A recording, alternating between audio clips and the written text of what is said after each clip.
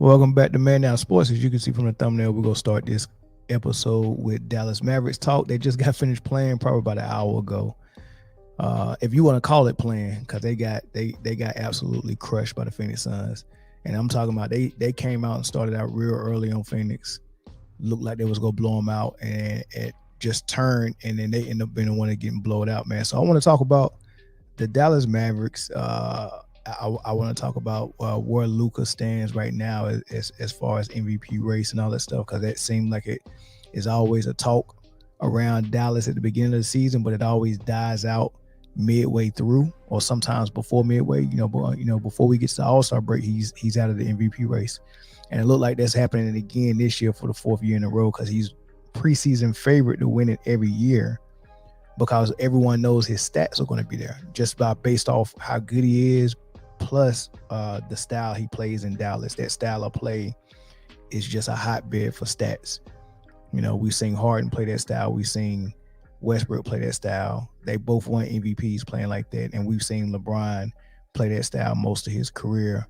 Most of when he was in Cleveland, not so much in LA. So we know it's a hotbed for stats, and stats is a magnet for MVP votes and stuff like that. But you got to have some team success as well. You just can't throw those stats out there because everybody gonna call them empty stats, and that's what Luka has been providing a lot.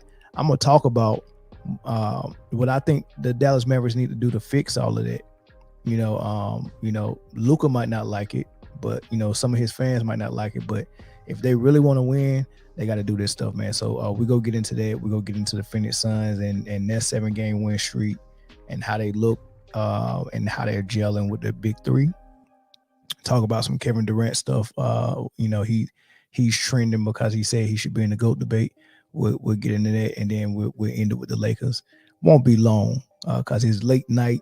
I usually don't even go live this late, man. But I had to talk about this, man, because I sat and watched all those games, so I couldn't wait to talk about it. So I was like, man, go ahead and do it now, and then people can watch the playback. So without further ado, who is this in the comment section? Mikey Brass, my dog. What's going on? They need to put the ball in Kyrie. Hey, so we're gonna talk about all that, man. I think that's an option. That's an option that they could use. Like and subscribe if you're not already subscribed. Make sure you hit that thumbs up on your way in here, and leave comments, man. Let's have this conversation. I want to start it with the game, right? So they come out in the first quarter. And Grant Williams is on the Dallas Mavericks team, and he played with Boston for a couple of years, maybe three or 4 years. But he was on that Boston roster that swept Brooklyn when KD and Kyrie faced him in the first round. And Ime Udoka, a tough nose, gritty coach that loves defense, had them playing great defense the second half of the season, and it bled into the playoffs as well. And that game plan for Kyrie Irving and KD really was play them as physical as possible, especially KD. Play them as physical as possible, a lot of pushing, a lot of fouling. Even when he don't have the ball, it was a lot of physicality, a lot of contact. And one of the guys they used for that was Grant Williams. And then they switched a lot. Sometimes Brown will be on them, sometimes Tatum will be on them, sometimes Marcus Smart was on them, sometimes Al Horford was on them. But no matter who was on them, that was swinging, pushing, grabbing, holding, doing all this stuff. And the referees let them get away with it. So I think that's interesting when the game plan is to get real physical with somebody and muck it up. You need cooperation from the referee and from the whistle a little bit, because if I start getting real physical with you and they calling the fouls, now I got to play honest defense. But if I'm getting real physical with you and the referees are letting it go, then it's advantage my team. And that's the game plan for Kevin Durant. You can't block his shot too well. You have to really get physical with him. And that shows how good Kevin Durant is, because you have to do something beyond the rules to contain his offense. And not only do you have to go beyond the rules to contain his offense, the referees have to allow it. So I say all that to say this. Grant Williams was on that Boston team. So you already know they coming in, they need a win. They playing Phoenix. Kevin Durant is there.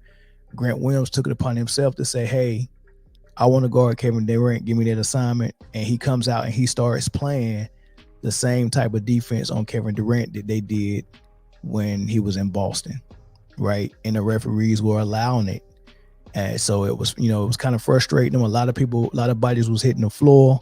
Nurkic got mucked up. He fouled Kevin Durant, threw him to the ground one time, and he tried to stand over him with his nuts over his head. Nurkic came and pushed him in the back, so it got chippy and all that stuff. And the referees let it go for the first quarter. But once they started trying to clean up the game because it was getting dirty and getting mucky, they started blowing the whistle. And once they started calling fouls, the game was over. Dallas had no game plan. And then, of course, Williams ends up getting kicked out of the game, and then it was even more over, right? And Kevin Durant still only had like 12, 13, 14 points. He didn't have a good shooting night. He was missing free throws. He missed 4 free throws. Unlike him, didn't hit not 1 3. He was 0 for 4 and all that stuff, man. But they just said, we go try something different. They fouling Kevin Durant. They letting him. We go a different route, which is good because they didn't have a second gear they can go to when he was in Brooklyn and it was just him and Kyrie. They didn't have another gear they could go to. They didn't have Ben Simmons. He wasn't out there, right? They had just lost James Harden. So they had to keep going to Kevin Durant in the playoffs, and they kept going to those hacks and fouls, and that made the offense kind of stagnant, right? So they did that. They tried it. They went up by, 15, 16 points, and they was up by 15 in the second quarter. And next thing you know, they started chopping that lead down, and they go into the halftime tied at 58. Then they come out, and when they came out in the third quarter, Phoenix just took over. It was embarrassing. Devin Booker couldn't miss. Bill was playing good. KD chipped in a little bit, but it was the Devin Booker show, which is embarrassing, man. So that's the first thing I wanted to talk about is that part. Then I want to get to the part where Luka got a audience member throughout of the game because he was frustrated, and we know Luka talks more crap than anybody in the NBA, man. He's a talker, and he was doing a lot of talking and a lot of gestures at the crowd in the first half. And I guess that was a guy in maybe the third row that was jawing at him. Now, it was cool when Luka then was up 15 and he was jawing back with him. But when Luka started losing, the guy said something to Luka, and Luka got him throughout of the game, right? McMahon, is it McMahon or McKinnon? It's a Dallas Maverick reporter that I don't think Luka likes too much because he's too honest. He don't kiss Luka's butt. He writes stories and tells the truth on Luka. If Luka's pouting too much, if Luka's not playing defense, he's writing it. And a lot of people that write for teams won't have the guts to do that because now you'll never get an interview with the star player. So they try to be a little nice with it. But this is a back and forth they had post game. Luka, in your viewpoint, what happened from probably the point of the third quarter, you guys were up by 16 to essentially getting outscored by 30-something points in the next 13 minutes? It was our defense. I think Book went off. He couldn't miss. He destroyed us. I think it was our defense. Luka, what were you frustrated about at the end of the second quarter when you got that tactical?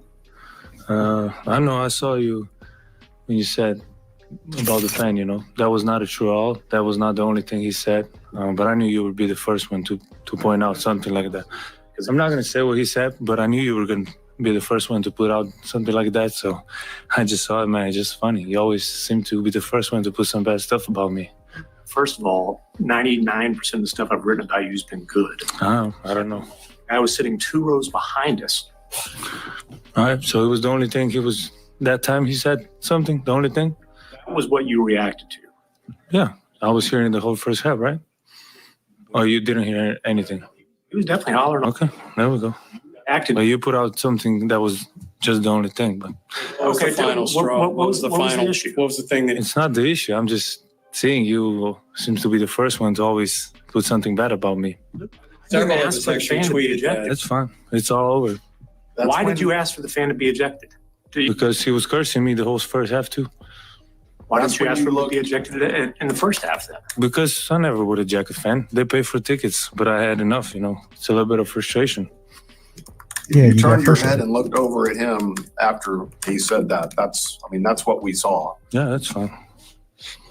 Be the bad guy in the media, right? It's all right. Feel like you're fairly portrayed in the media. No. So yeah, he said he was cursing him the whole game in the first half, and then something he said, in the second half actually prompted him to go get security and have him kicked out of the game.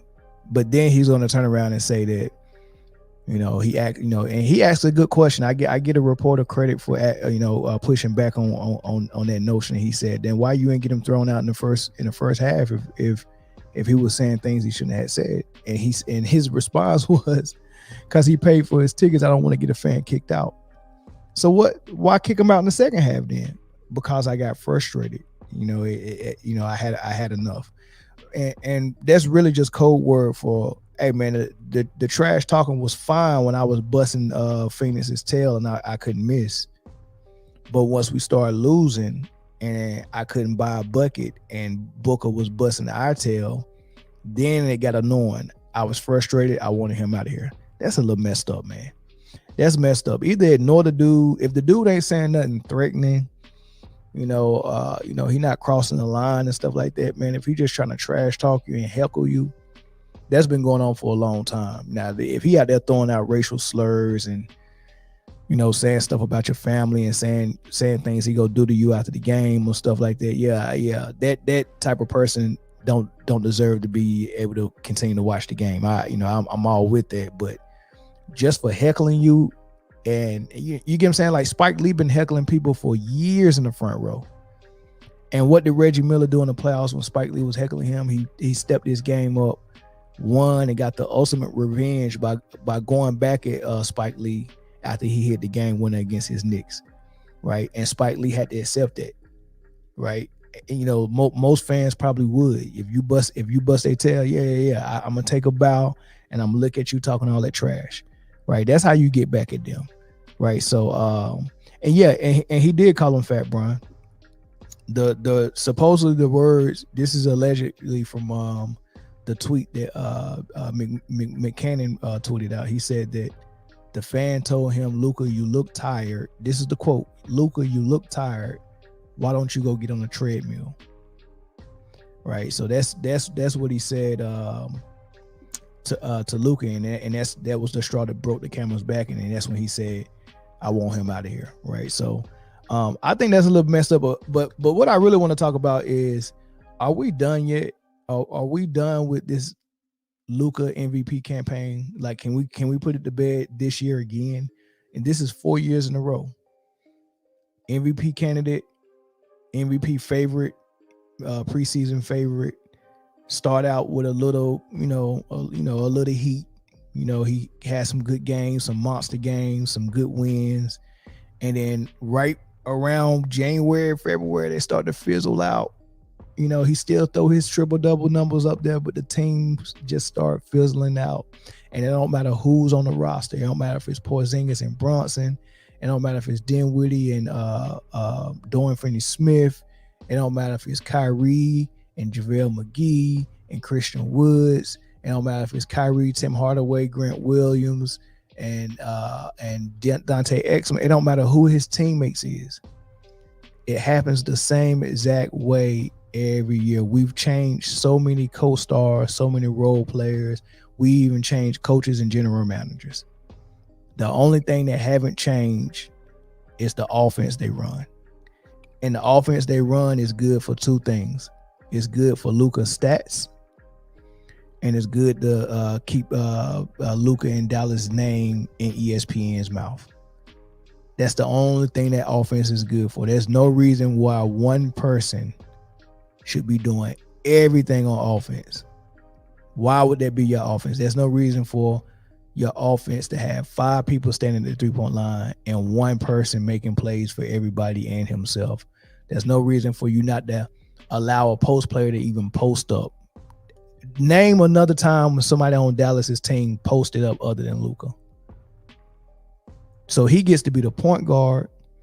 He gets to be the primary facilitator, the assist man, the primary scorer, the primary post guy. He gets to do all of that on offense. and then he gets to play the worst defense on the team. That's his reward. His reward for doing everything on offense is everyone's talking about you. You get all the assists, all the points, and we're going to reward you by allowing you not to play defense because that's what you need. You need to rest on defense because you're doing so much on offense. And not only that, you do this for 10 games. We'll let you rest and take a game or two off. We'll say it's your ankle. I don't know what's going on with that. Like the way they keep bringing him and Kyrie in and out of the lineup, like it's almost like we're trying to figure out why it ain't working. Let's see what the team look like with just Kyrie, or let's see what the team look like with just Luka. It's like they're playing those type of games, and it's the weirdest thing because I'm like, man, Rick Carlisle was an amazing coach. He's still an amazing coach and a great mind. So is Jason Kidd. Great coach. He was a great point guard, Hall of Fame. Genius IQ for basketball. I know they know better, and so does Kyrie. And I know they know better. I know they know this offense is a dead end, but they're still trying to make it work. And I'm trying to figure out who in the Dallas Mavericks building is saying we must run this offense. They've tried to change everything.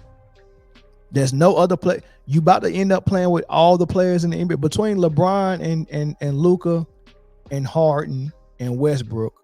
I think it was it. How many is that? 4 people: Westbrook, Harden, Luka, LeBron. That's 4 players.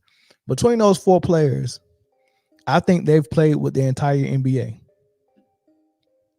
I really do. I think they've played with the entire NBA, and the reason why that is because the offense that they played in is such a bad offense, but it's so tricky. Because it looked like it worked. It looks like it worked because when people are hitting their threes, it looks like the best offense in the world, right? When people are hitting, when people are hot and hitting their threes, it looks like a great offense. And the guy who's orchestrating the offense always have MVP level stats. So it's fool's gold. You looking at it and you like, man, this is great, man. This dude is averaging a triple double almost.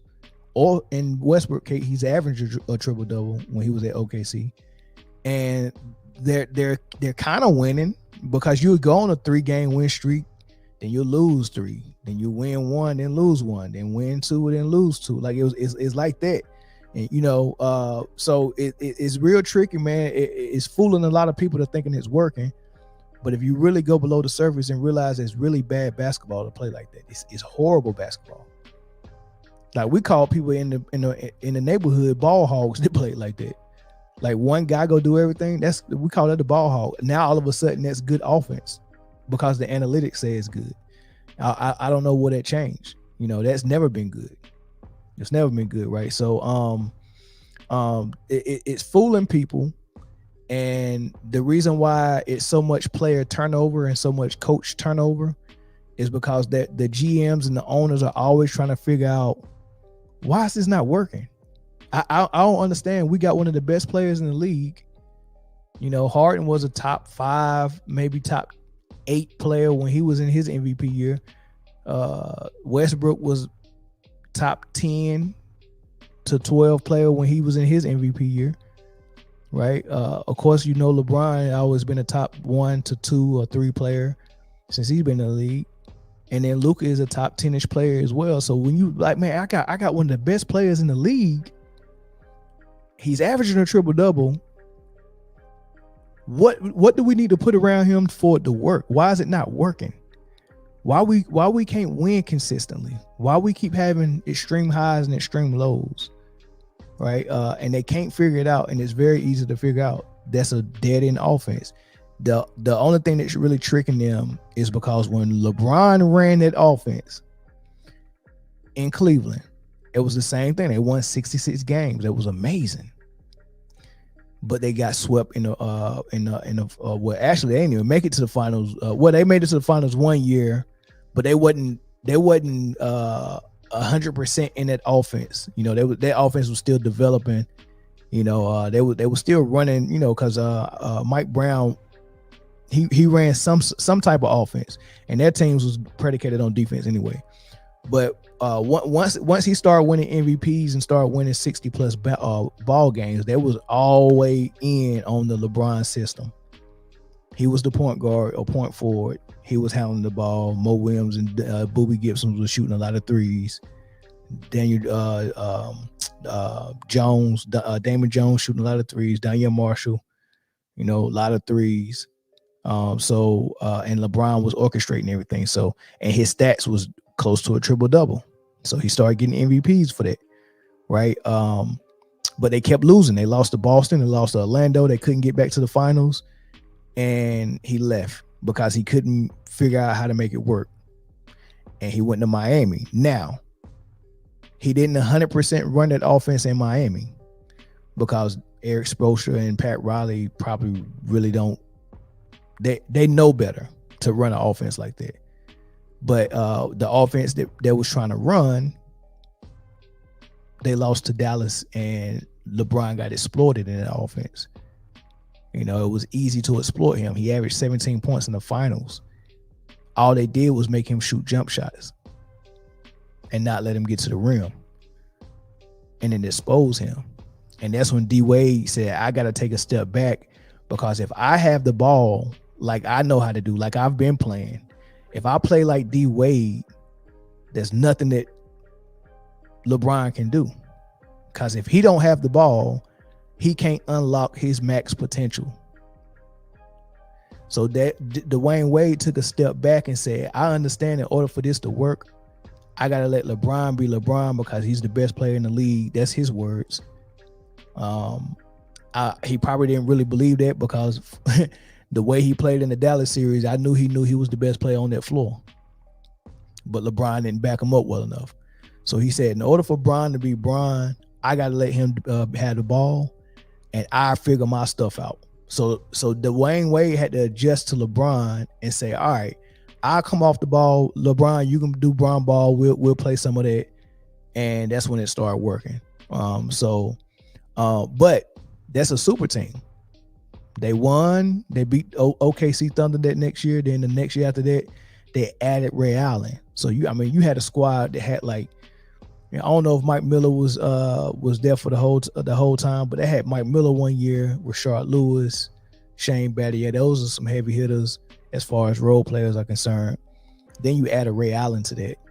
That's just great. Already to a big three of three guys that was in their prime that all could lead a team by themselves as a number one. Three superstars in their prime, with Ray Allen, who was a former superstar, but he aged out of his prime, so he wasn't, really a superstar anymore. But what a luxury to have the best three-point shooter in the league at that time, still in tremendous shape, right?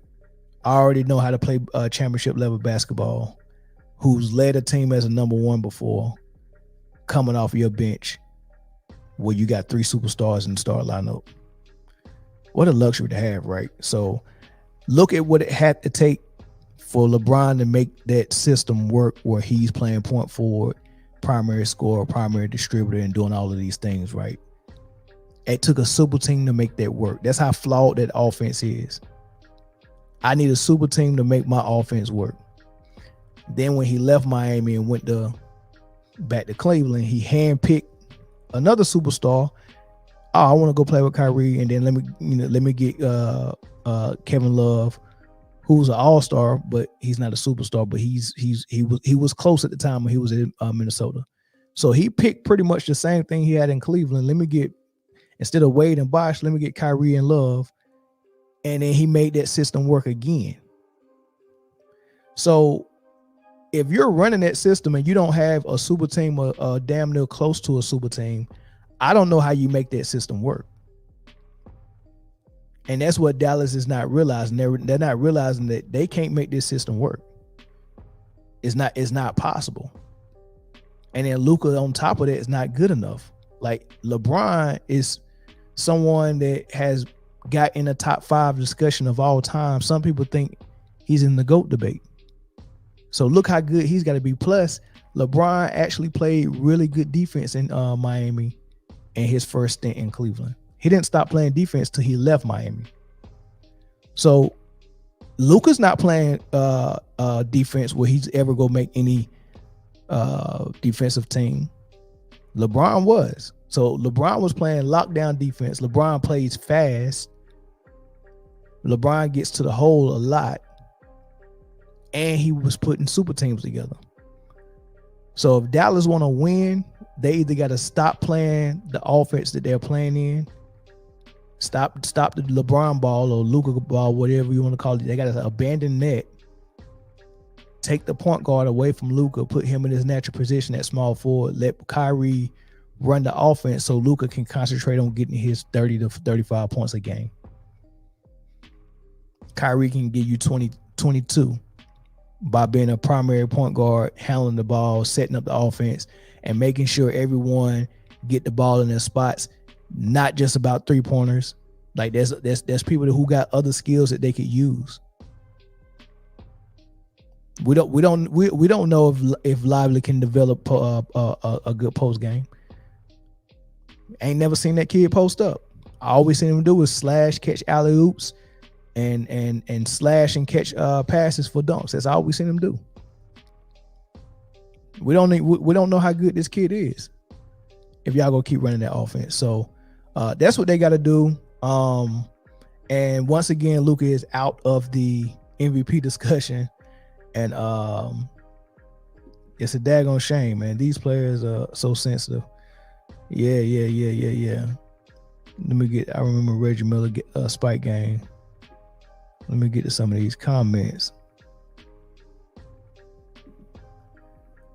What kind of NBA media hype? Nah, this is far from over, bro. Oh, man. Did you play the clip of Popovich talking about not being run real NBA offenses because of the young players? Maybe this Halo Signature offense is the new NBA. I think you're right, Brian Green. I really do. Because if you look at the league, probably 90% of the teams are running that offense. The only teams I can think of that's not running that style of offense is the Golden State Warriors. The Golden State Warriors have never ran that offense. I remember when Klay was hurt, the year that Klay was hurt and Kevin Durant had just left and went to Brooklyn. And it was just Draymond and Steph out there with a bunch of rookies. This was Jordan Poole was a rookie. Moses Moody was a rookie. They had another kid from what's the kid name from Villanova that played. He was a power forward. I forgot his name. Spellman, I think. Spellman was out there. They had a bunch of young kids, right? And they weren't good, and they couldn't grasp Golden State's scheme. So they looked bad out there the first 5 games, and they just couldn't figure it out. I think they had D'Lo too. D'Lo couldn't even figure it out. And everyone was saying, man, why y'all just letting Golden State lose like this? Y'all just won a ring a year ago. Why y'all looking this bad? Do something, Steph. And they wanted Steph to play like Harden and take over. Like Steph just take over. And they were still like running the offense as if they still had all those vets on their team. And I remember Steve Kerr asking that question in the media, and he said that's not how we play. We're not going to play like that. So even when they was sucking, Steph wouldn't go to hero ball. Like they stayed with their regular offense. We're not going to play hero ball, and I like that. Right. So definitely the Warriors don't play hero ball and one man, do everything and the other 4 guys stand at the 3-point line. But Dallas does it. For sure. The Hawks were. Trae Young was doing it a couple of years ago. I think Nate McMillan stopped them from doing that, but he lost his job over there. But yeah, it looks like most teams are doing it though. 5-man out, high screen and roll, drive and kick. That's the offense. Drive and kick. High screen and roll, drive and kick, shoot threes. High screen and roll, drive and kick, shoot threes. That's the offense. I feel bad for 7-footers. Ain't nobody trying to get them in the post or do nothing. They can have you could have your 7-footer come set a screen for your point guard.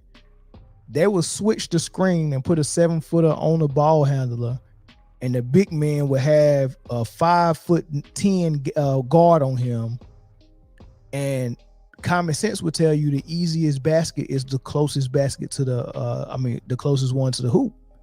So if I got a 7-footer with a 5'10" guy on his back, common sense is for him to post up and you throw the ball in the post and you get that easy basket.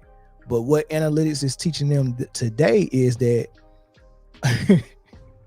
if you get a switch, the mismatch is the guy with the point guard with the ball with the 7-footer guarding them, and they'll take the 7-footer that just set the screen and tell him to go all the way to the corner to take that 5'9" guy with him and have the paint wide open so the point guard can take the 7-footer one-on-one and either get a layup going to the rim or get a double coming that he can drive and kick. I think that's the dumbest thing in the world. If I like, still to this day, if I go to the gym and play ball and I see we call it mouse in the house. As soon as I see a mouse in the house and you gotta look out on your back, even if you don't know that you got the mismatch, like, cause when you play with kids now, they do what they see on the NBA. So it's a lot of drive and kick, even at the gyms now, and a lot of threes. But when you mix the old heads like me with the little kids, and I see this big guy, they got to look out on him. Hey, mouse in the house. I'm trying to get you the ball. It don't matter if I just it don't matter if I just hit 3 threes in a row. If I see you with a mouse in the house, I'm giving you the ball and you better deliver. That's the better shot. But they don't play like that no more. It's weird, man. Trey Young, he was doing it a lot at first, but he's doing it a little bit less now. Especially because he got DeJounte Murray over there. But Halliburton, he's starting to do it. Out of all those players you named, LeBron, only one with 4 chips. Yeah, because LeBron is the only one who handpicked his teams and handpicked superstars to play with. And that's the whole point I'm saying.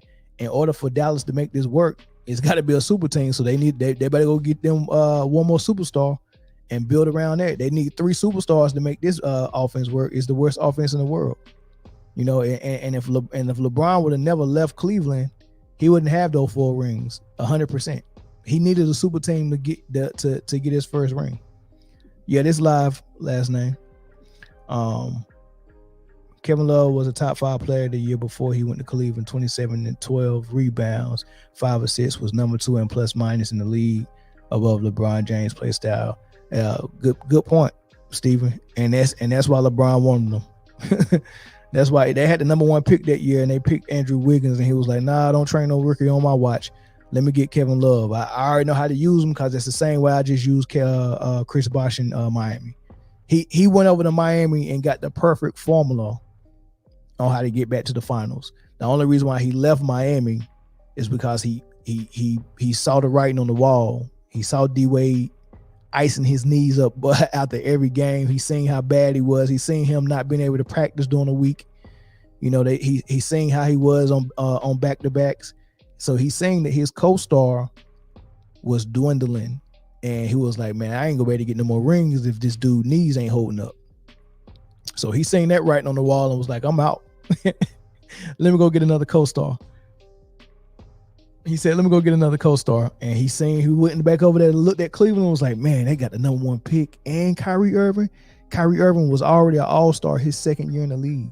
Kyrie Irving made all-star before Steph did. A lot of people don't remember that. Kyrie Irving made all-star before Steph did. Steph was in the league before Kyrie. Steph was in the league and Kyrie was at Duke playing with his brother. So imagine Steph been in the league for 2 years playing with Monte Ellis and couldn't make all-star. But Kyrie comes in and plays 1 year, number 1 pick, and you know what number 1 pick go? They go to the worst team in the league. So you go to the worst team in the league, you're the number 1 pick, and then a year later you an all-star. He came in as a rookie averaging 20-something. Steph came in averaging like 12. So people can't forget how good Kyrie Irving has always been a superstar. He was a superstar. He was a superstar probably his second year in the league, maybe third. All-star his second year, definitely a superstar by his third year.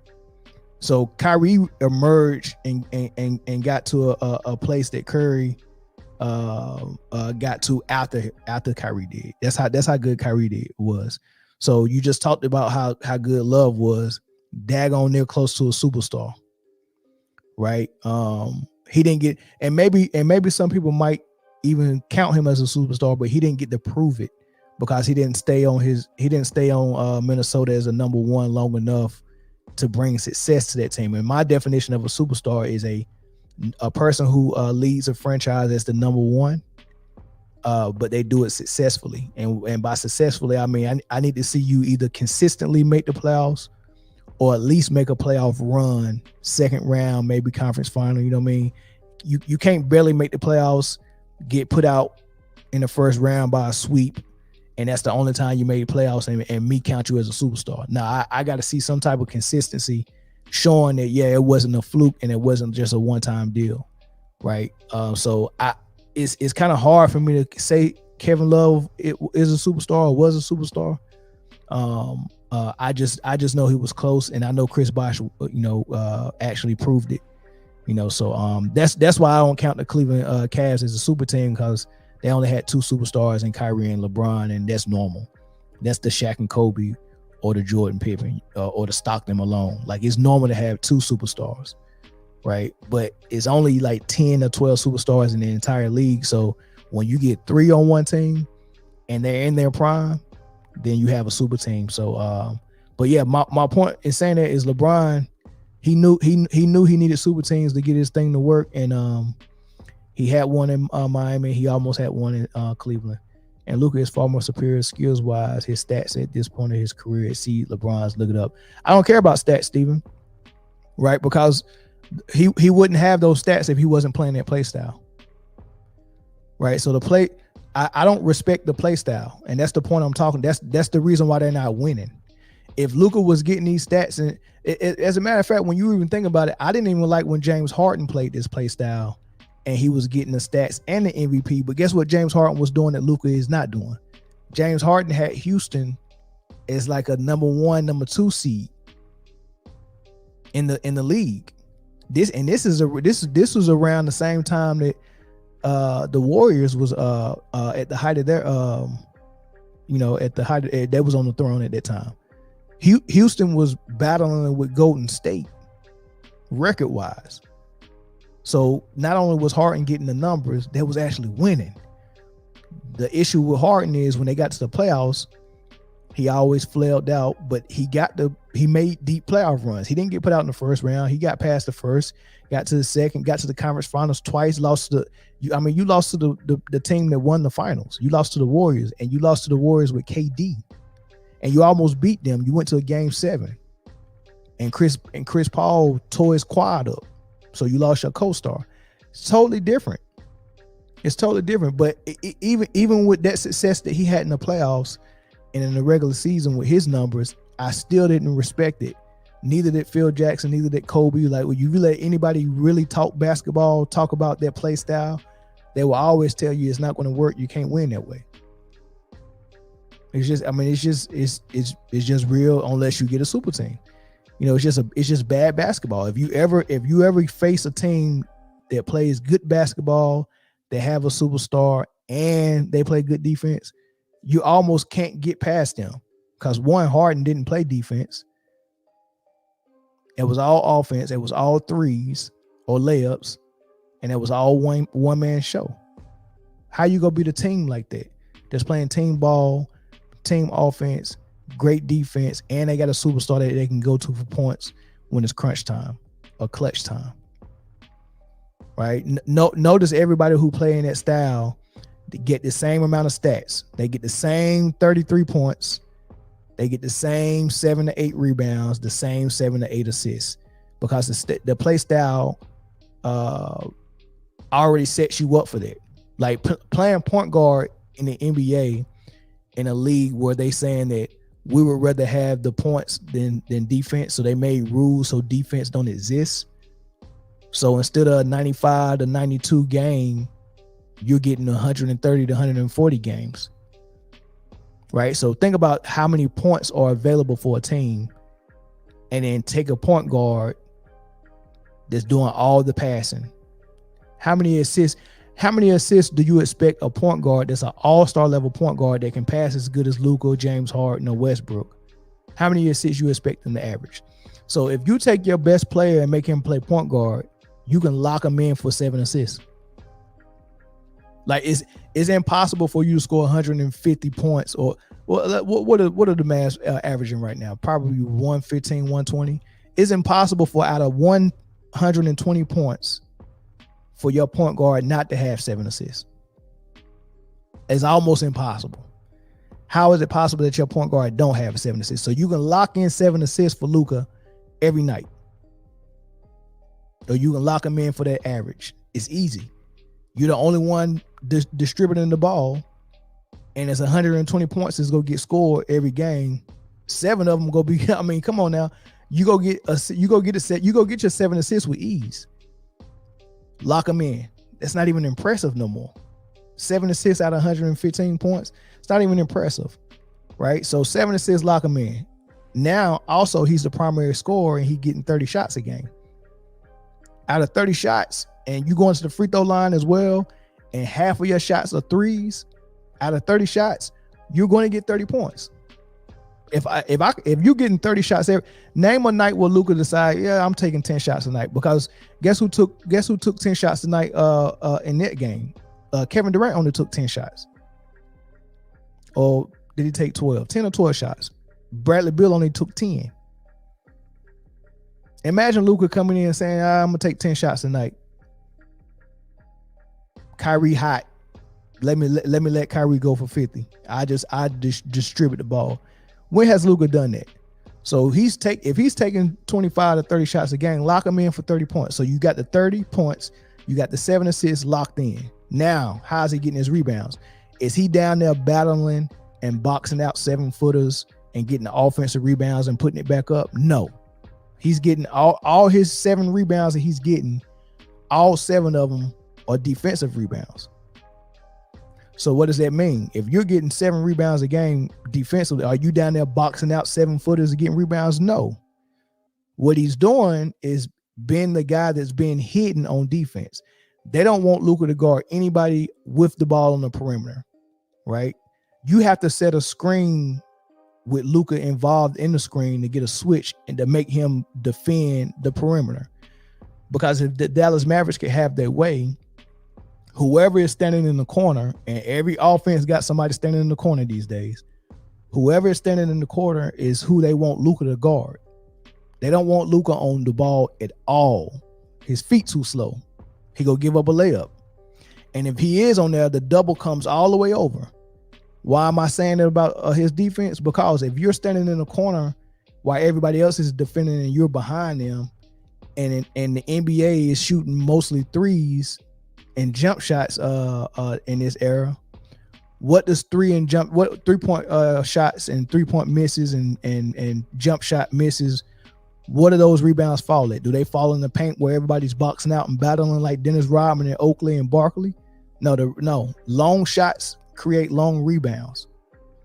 So if Kyrie is defending the ball, or Tim Hardaway Jr. is defending the ball, and he's defending the best player, and the best player taking a shot, that means the person who's guarding him is putting a hand in his face, and they're away from the rebound. So you can X that person out for competition for a rebound.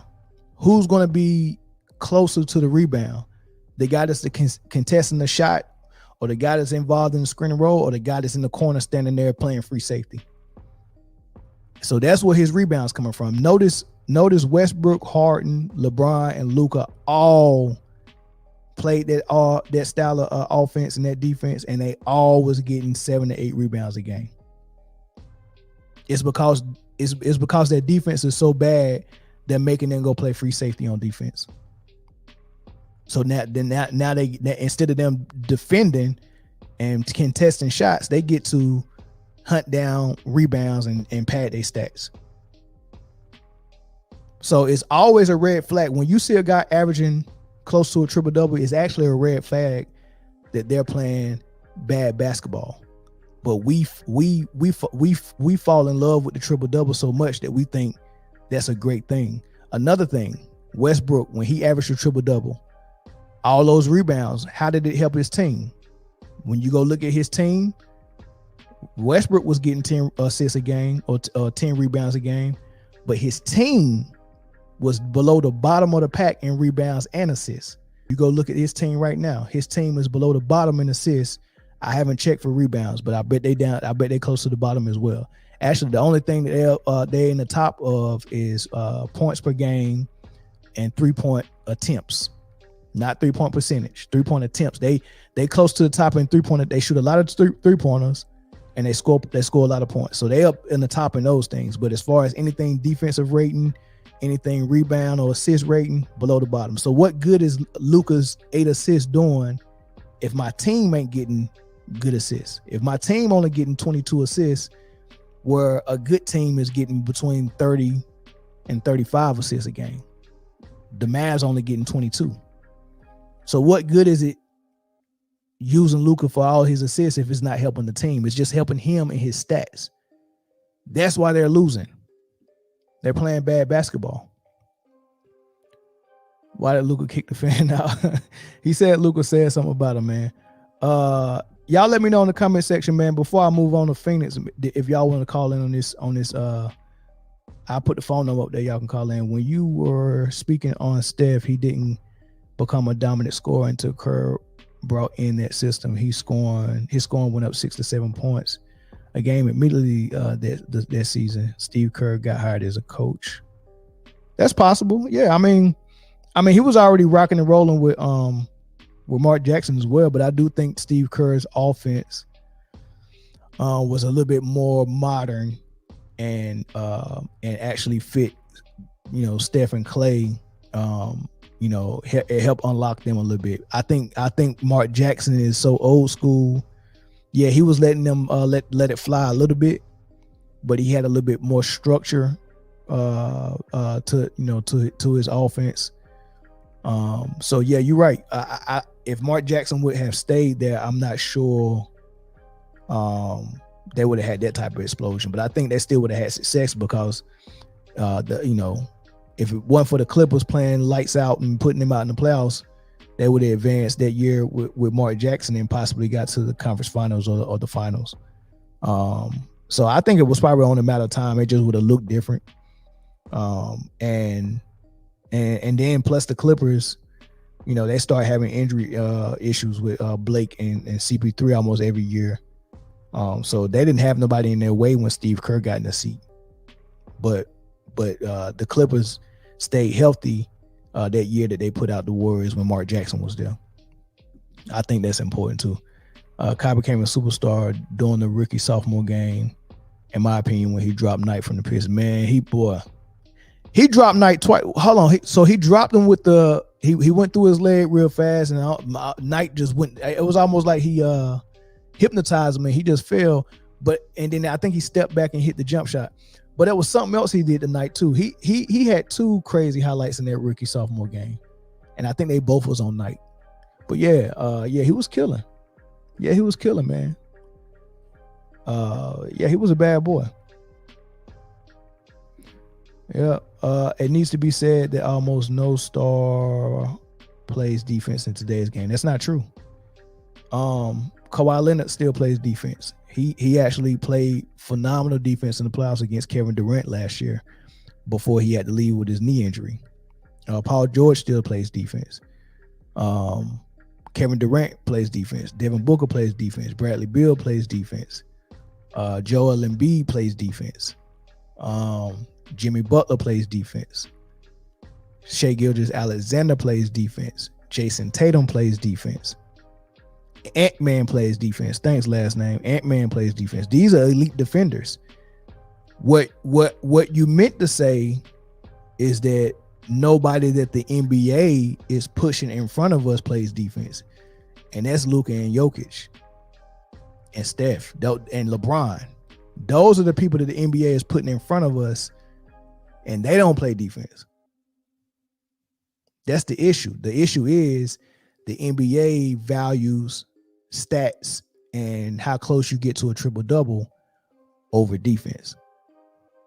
And they kind of value it over wins as well sometimes. How am I stretch? What am I stretching? Every person I name plays defense. Every person I name plays defense. Ant-Man, SGA, Tatum, all great defenders. All great defenders. De'Aaron Fox, great defender. KD, great defender.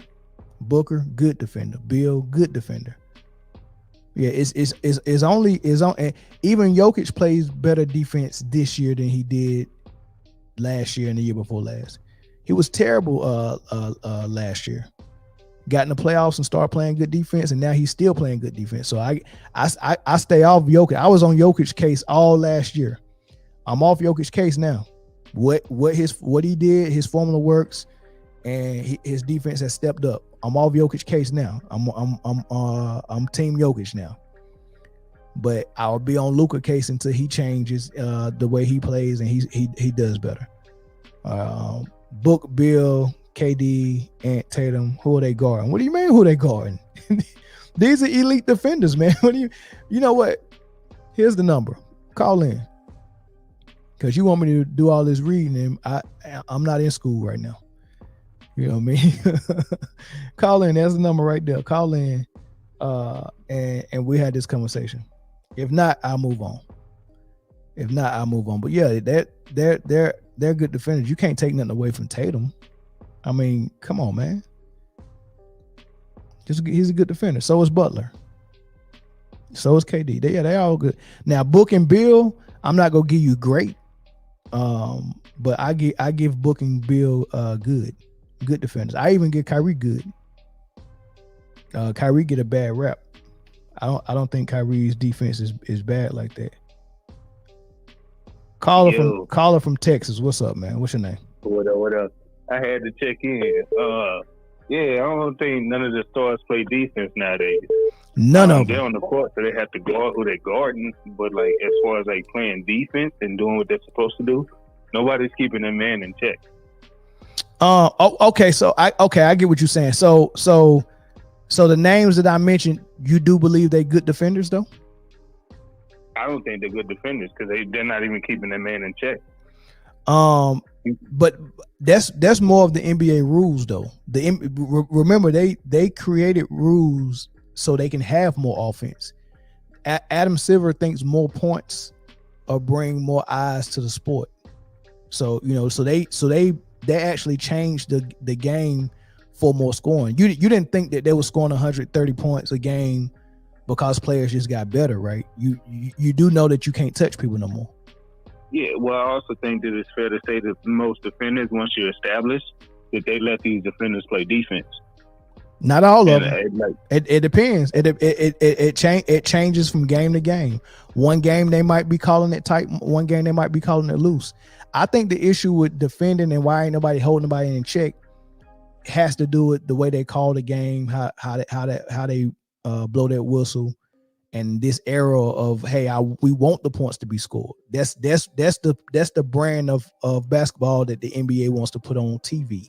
A lot of points, not a lot of defense. So yeah, I mean, shot blockers can't even be on like we used to have a Dwight Howard down low with a defender defending the perimeter who go send him to Dwight Howard and he go get either a shot block or he go get roughed up down there and he go think twice about going down there. But now the way they got the rules is they got 5 people at the 3-point line. So whoever your shot blocker is got to go to the 3-point line to play defense. So that's going to limit his shot blocking attempts.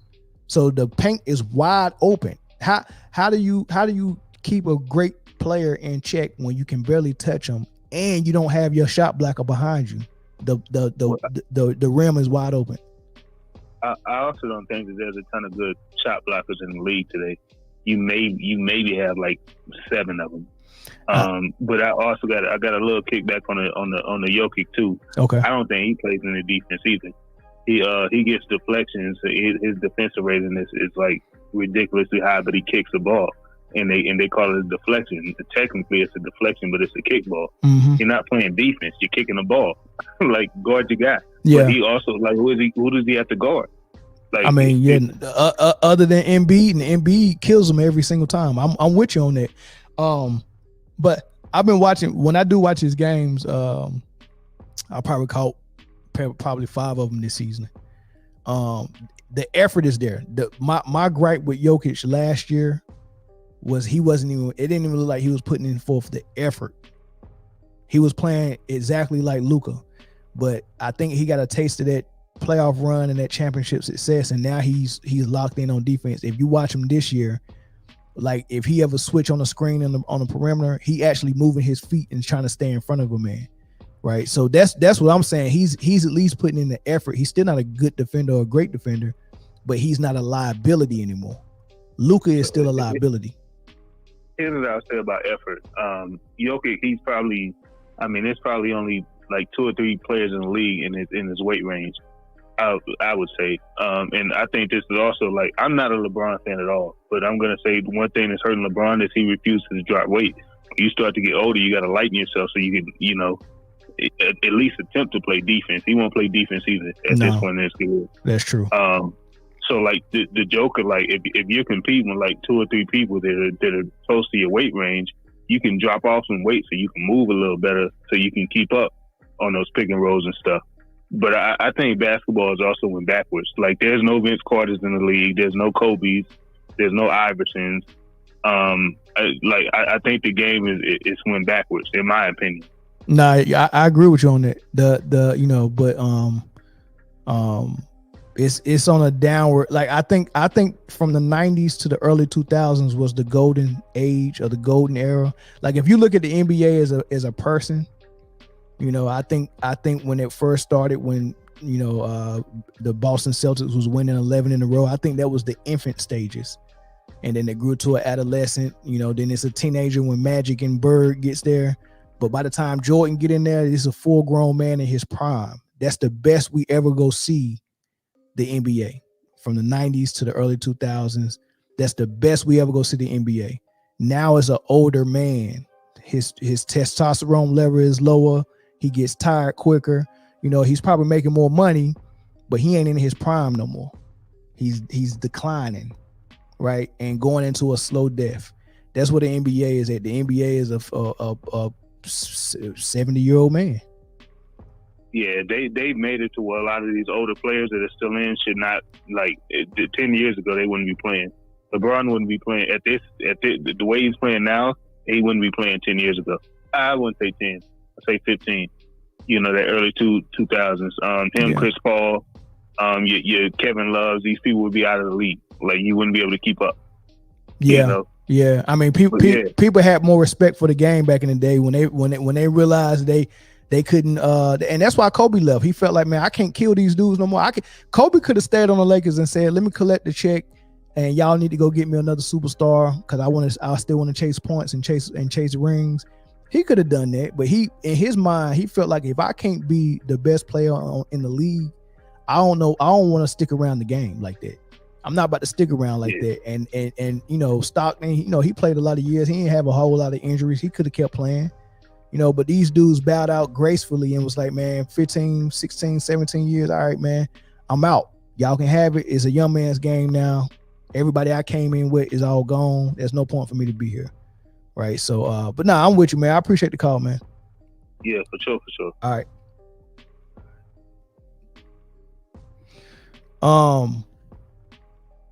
Shay says I hear LeBron is missing games because of his ankle. Is he saving energy for the All-Star game? I don't know why LeBron missing games, man. Maybe his ankle is hurt, or maybe he just needs some rest and he's saying his ankle hurt. I mean, he's old, man, so he probably just needs some rest, right? And ever since he's been with the Lakers, he's played 50, 55 games, 56 games. That's around how many games he played. He missed a lot of games. He missed almost 30 a year. He only had 1 year where he played 67 games. So, with the Lakers. So this is right around what he do. He take rest days and he take rest. He old, man. So plus he probably pouting, man. They below 500 and he probably having a pity party. This is probably what he does to force a team to do something that he want to do. Because when he was in Cleveland and he wanted David Black fired, he took 2 weeks off. And he wasn't injured. He just took 2 weeks off. And I think he was pouting. And then they finally said that, hey, look, we'll go fire David Black, so he came back. So maybe this is his way of forcing them to do some type of trade. I don't know. They're all around defenders, not one-on-one defending, except Butler. He's a great one-on-one defender as well. Like I said, we seen how good a defender Paul George was in Indiana, and we know he's still a good to great defender, and so is Kawhi Leonard. However, it's very hard to defend if you cannot touch people and the paint is wide open. It's very tough, man. Like these rules don't allow you to be great defenders. Even the great defenders in the 90s, Scottie Pippen and Jordan was great defenders, but when they first start getting in front of Kobe Bryant and Grant Hill, seeing people move like that with that crossover, the crossover was so new to them, they couldn't even understand why they was getting baited with that crossover every single time. Man, Grant Hill, Penny, and Allen Iverson used to embarrass the Bulls with simple crossovers.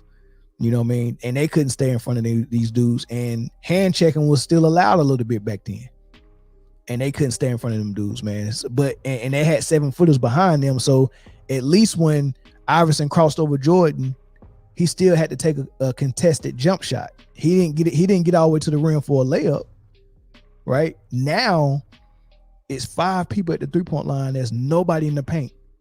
So if I get you with a bop with a crossover, and I get to that, I'm getting to that rim. Ain't no 7-footer down there. It's totally different, man. These dudes can still play defense, man. It's just the rules is just taking defense out of the game, and they taking the post player out of the paint and the shot blocker out of the paint. The NBA is 77 years old. Thanks, bro. Yeah, because I remember they just did a 75th anniversary when they put out that bogus list. Yeah, LeBron want D'Lo gone. He want DeJounte Murray. Check the stats of Jordan versus LeBron at age 39. MJ played the entire season.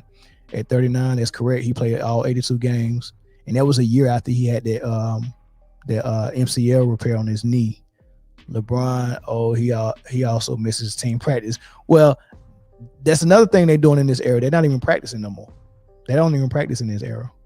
So that's another interesting thing. They rarely practice in this era. So yeah, that's another weird thing. But yeah, man, that's it. That's all I wanted to say about Dallas Mavericks, man. Let me move to the Phoenix Suns, man. This is the team that actually blew them out. Devin Booker was on fire, man. I think he almost got close to 50 again tonight. What did he have tonight? I don't know, 46 or something like that. He destroyed them boys, man. But now the Suns are working on 7 straight games. They on a win streak. They starting to look good. Bill is healthy. KD is healthy. Booker is healthy. They doing their thing. Defense is looking a little bit better. They still have some hiccups here now and then.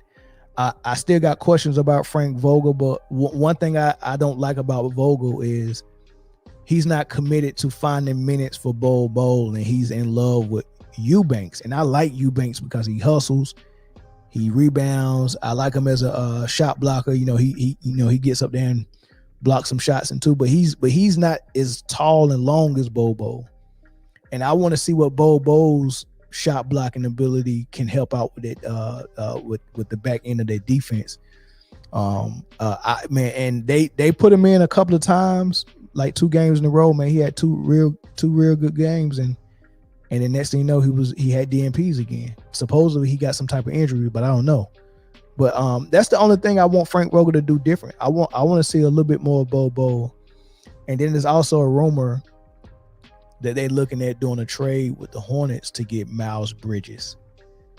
And I'm thinking about adding, I think the players that they're talking about is trading Metu, a draft pick, and there's one more player I can't remember, but Metu, a draft pick, and another player. And I would be cool with that if I'm the Phoenix Suns. I would be 100% okay with that. I'm not losing anybody that's in my rotation. Metu is kind of in the rotation, but him and Diop are kind of like, interchangeable. And Bridges would give you a different dynamic. I like Kevin Durant's defense, but when he started getting against these bigger wings, these wide bodies like Kawhi and Luka, You know, when he's on them, when they go into the hole and they bounce him off, it's a little bit too easy. That's why Josh Okogie did so good on Luka today, because he has a bigger body, big chest, wide. You know what I'm saying? So he can take that contact. But even Okogie was getting tossed around when he was bumping up against Luka, right? So I would like to use Bridges in situations like that where he can get up on a bigger guy, a bigger wing, and guard them. But he also provides that athletic ability on the break that I don't think Phoenix had right now, man. So if they was able to pull off that trade for Bridges, man, that'd be too good, man. Real good. Western Conference Finals, Suns, Clippers. Your thoughts? If I'm the Suns and I got to see the Clippers, that's the one team I'm scared of.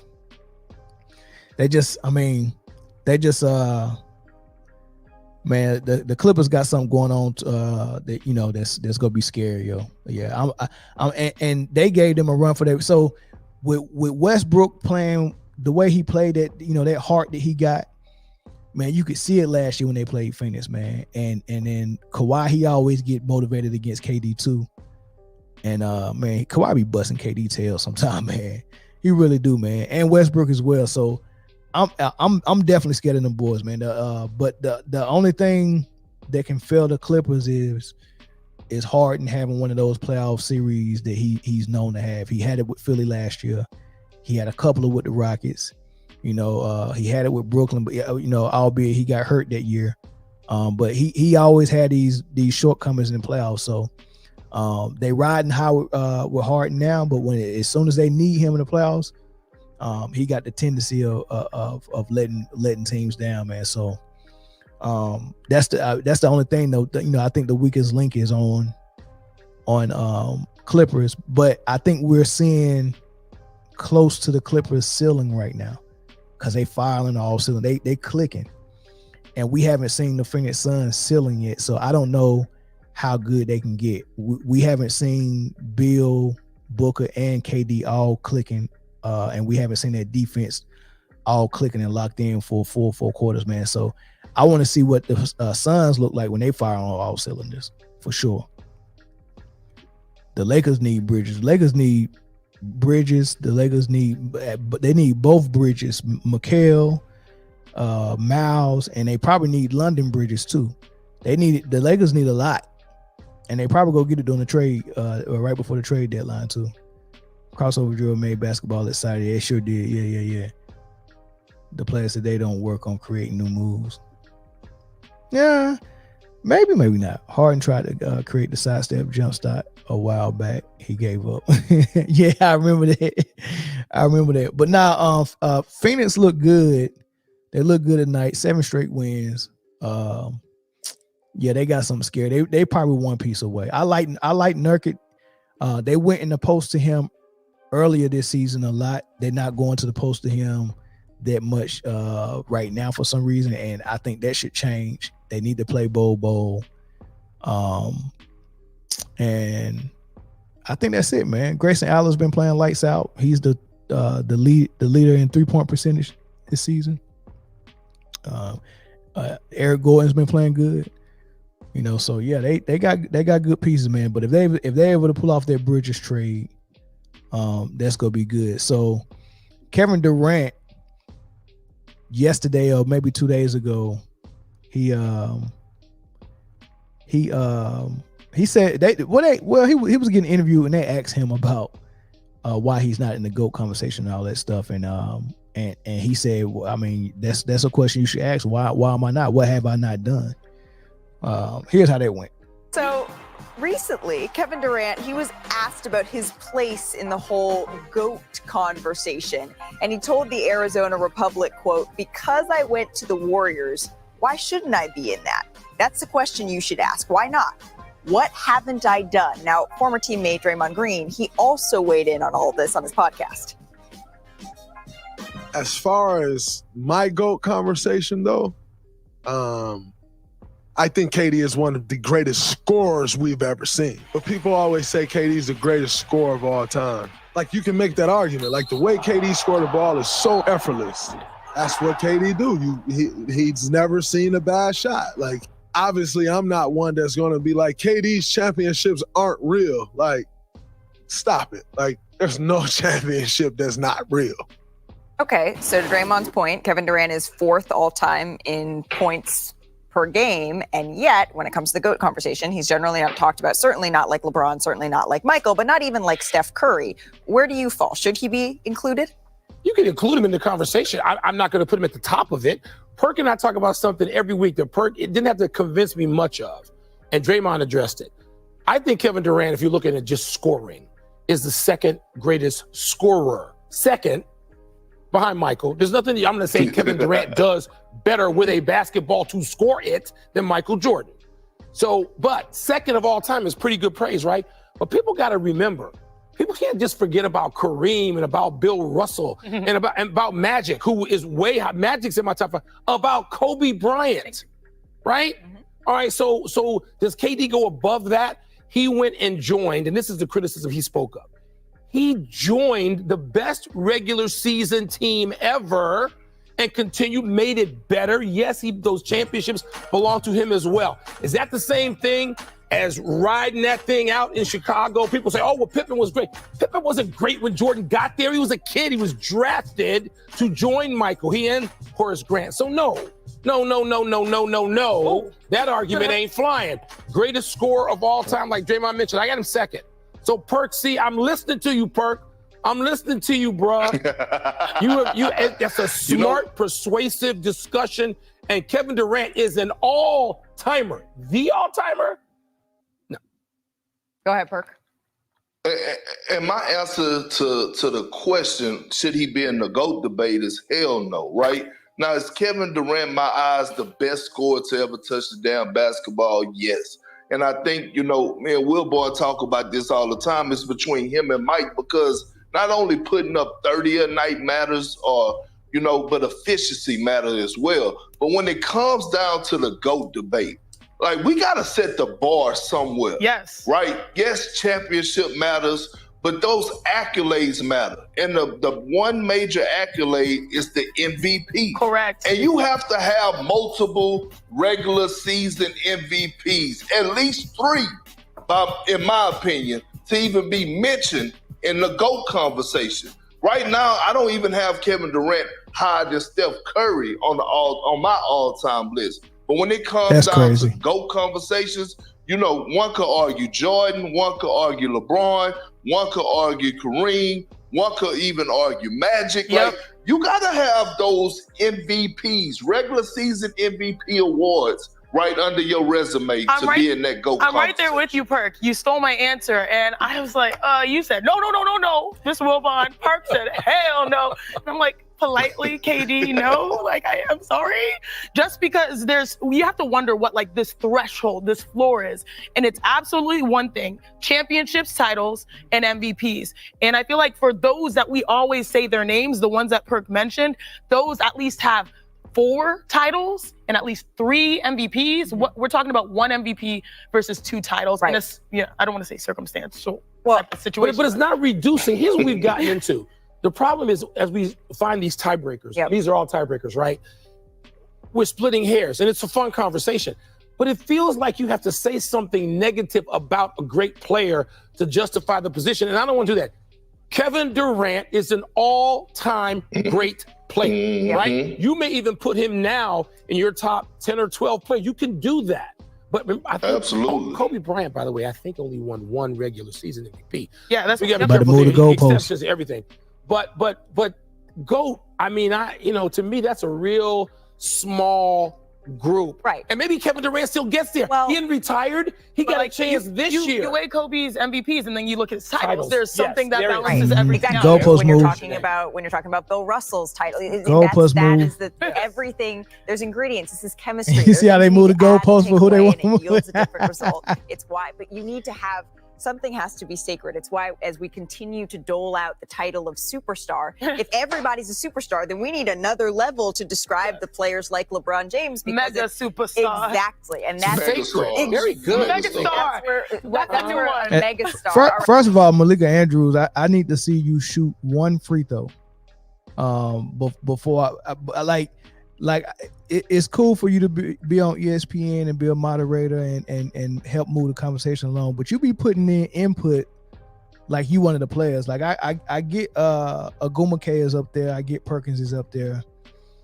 Will Barnes been covering the sport for I don't know over 40 years. I don't know if he can hoop, but you know he still got a respected opinion because he's been around the sport for so long.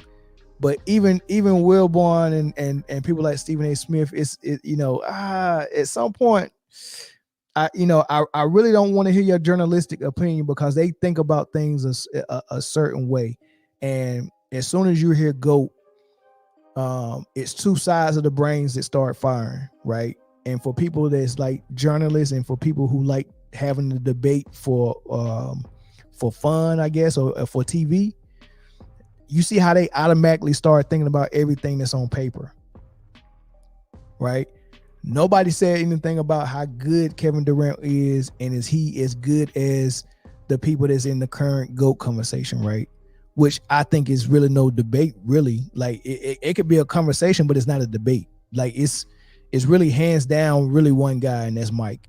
For people that come before Mike, they might say Kareem, and then some people might say Bill Russell, but other than that, it's really no debate, right? These new guys that's coming along, like I said, the game has deteriorated so much.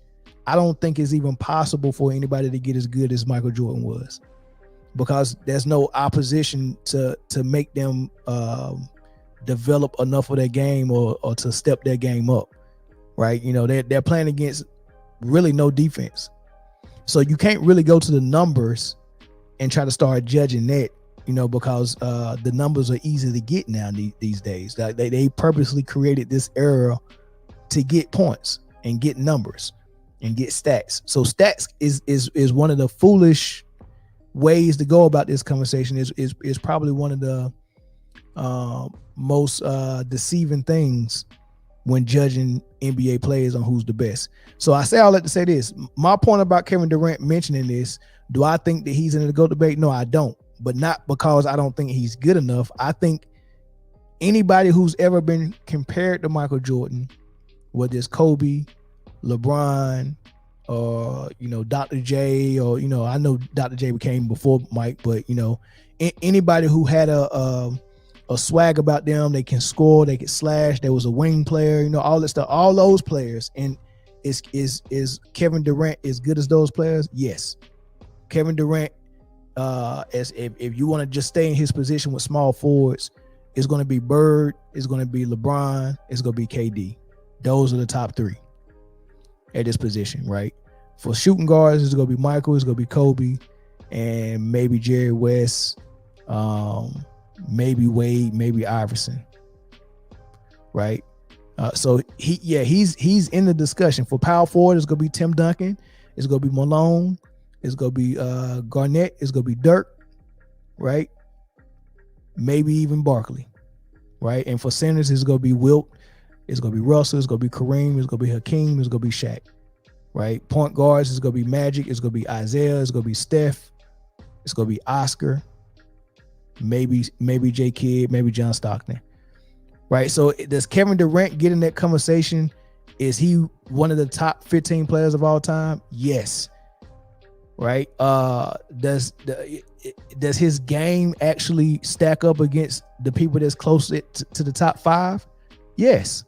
He has a top 5 game. What he don't have is a top 5 resume. And that counts when you're talking about the greatest of all time. If we're talking about the best player of all time, then he's in the debate. And I think that's what Kevin Durant is talking about. I know what I've worked on and got my game to a certain point, and I know I'm better than almost everybody except Mike and Kobe. Right? I'm better than those guys. I'm better than LeBron, and I'm better than Steph. Right? Does the media love me as much as they love LeBron and Steph? No. So are they going to talk about me, and is the narrative going to be created around me the way it's created around Steph and LeBron? No. Does my resume stack up with them? Probably not, because Steph got 2 MVPs, one of them unanimous. LeBron got 4 MVPs, 5 MVPs, whatever, how many MVPs he got, right? And they both got a whole army behind them as far as media and as far as their fan base. They got a whole army, right? So it's gonna be very hard for Kevin Durant to convince people that his resume belong. They're gonna always say that his move to Golden State, they always go discredit that. They're always gonna say Steph is above him because he the one who joined Steph's team. Like all this baby fantasy stuff. It's not even real life. It's just fantasy, right? The stuff that they're talking about is just fantasy land. Who care? I hate when you were talking with grown people and adults, and you can ask them who's better, Steph or KD, and they know the answer is Kevin Durant, but then they go turn around in the same sentence and say, but I put Steph Curry above him because Kevin Durant made a weak move and went and joined that team. That what does that got to do with anything? Who's the better player? Like seriously, who's the better player? And let's keep it there. Let's be grown-ups about it. Let's not be kids and talk about these players like they Pokemon trading cards. That's not how that works. Oh man, but he got this MVP. But why do people get MVPs? Right? Like it's a reason why some people don't have MVPs. We know Shaq and Kobe both only have one. Why they only got one? Because they played together. And the media would always say, as long as they're together, when you got two players that good together, they're going to cancel each other out for MVP. Because somewhere there's a player that don't have a superstar beside him that had an amazing year that they're going to give it to. So when you get back-to-back MVPs to Steve Nash and he's not even half the player Shaq and Kobe is, you got to ask yourself, man, what does that MVP really mean? Right? So if you can cancel a player out for playing with Shaq, so you mean to tell me I got to have a team that you think is not that good, and then I got to perform very well individually and with team success in order for you to consider me for MVP. So you canceled Shaq and Kobe out, but you gave 3 straight, Dirk, Nash, and Nash, 3 straight. All because you said Nash didn't have a good team, and we just pretend like Amara Stoudemire wasn't a great player who also got MVP votes that year. We're going to pretend like Sean Marion wasn't great. We're going to pretend like Joe Johnson wasn't great. We're going to pretend like Leandro Barbosa wasn't great. Like he had a stacked squad, and they just said that, oh man, Shaq and Kobe could never get an MVP because they play together. And the same thing they did when Steph and Kevin Durant was playing together. No matter how good the record was for the Golden State Warriors, and no matter how good Kevin Durant was doing, he couldn't get MVP. But guess what? That same thing didn't work for LeBron, because when LeBron was on the super team with Miami, I think he got 2 MVPs. If I'm not mistaken, I think LeBron got 2 MVPs with Miami and felt like he was cheated when Derrick Rose got one. He felt like he should have got that one. So the same argument that you counsel out Shaq and Kobe for, and they go their whole career with only 1 MVP, you don't make that argument for LeBron when he plays on a super team with Wade and Bosh. 2 superstars. Shaq played with 1 superstar and Kobe. Kobe played with 1 superstar and Shaq.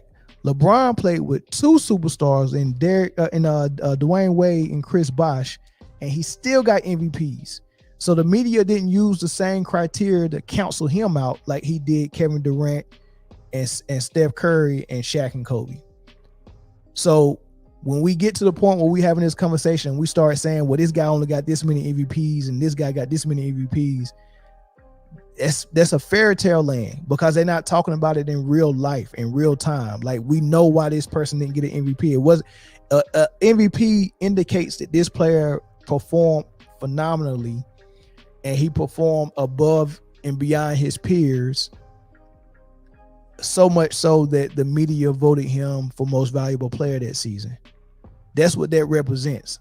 So if you see somebody done that 4 or 5 times, you be like, okay, this dude was consistently outperforming everybody, and the MVP is a indication of that, right? But is that the only way we can indicate that? No, we know Kevin Durant was outperforming people, and we know the reason why he didn't get more MVPs is because he played with Golden State. We should be able to use common sense with that. So I wouldn't make a criteria and say you can't be in the discussion because you don't have these awards. Now I get the rings because that's what you're playing for. You're playing for rings. So if you say, look, we had a conversation. He can be in the conversation, but it's not going to be a long conversation because the other guys is in the conversation won 5 or 6 times. He only won twice. I would respect that. I would respect it if you say, yeah, everyone that's in the top 10 is in the conversation. We'll sit down and we'll talk about it and we'll look over your resume.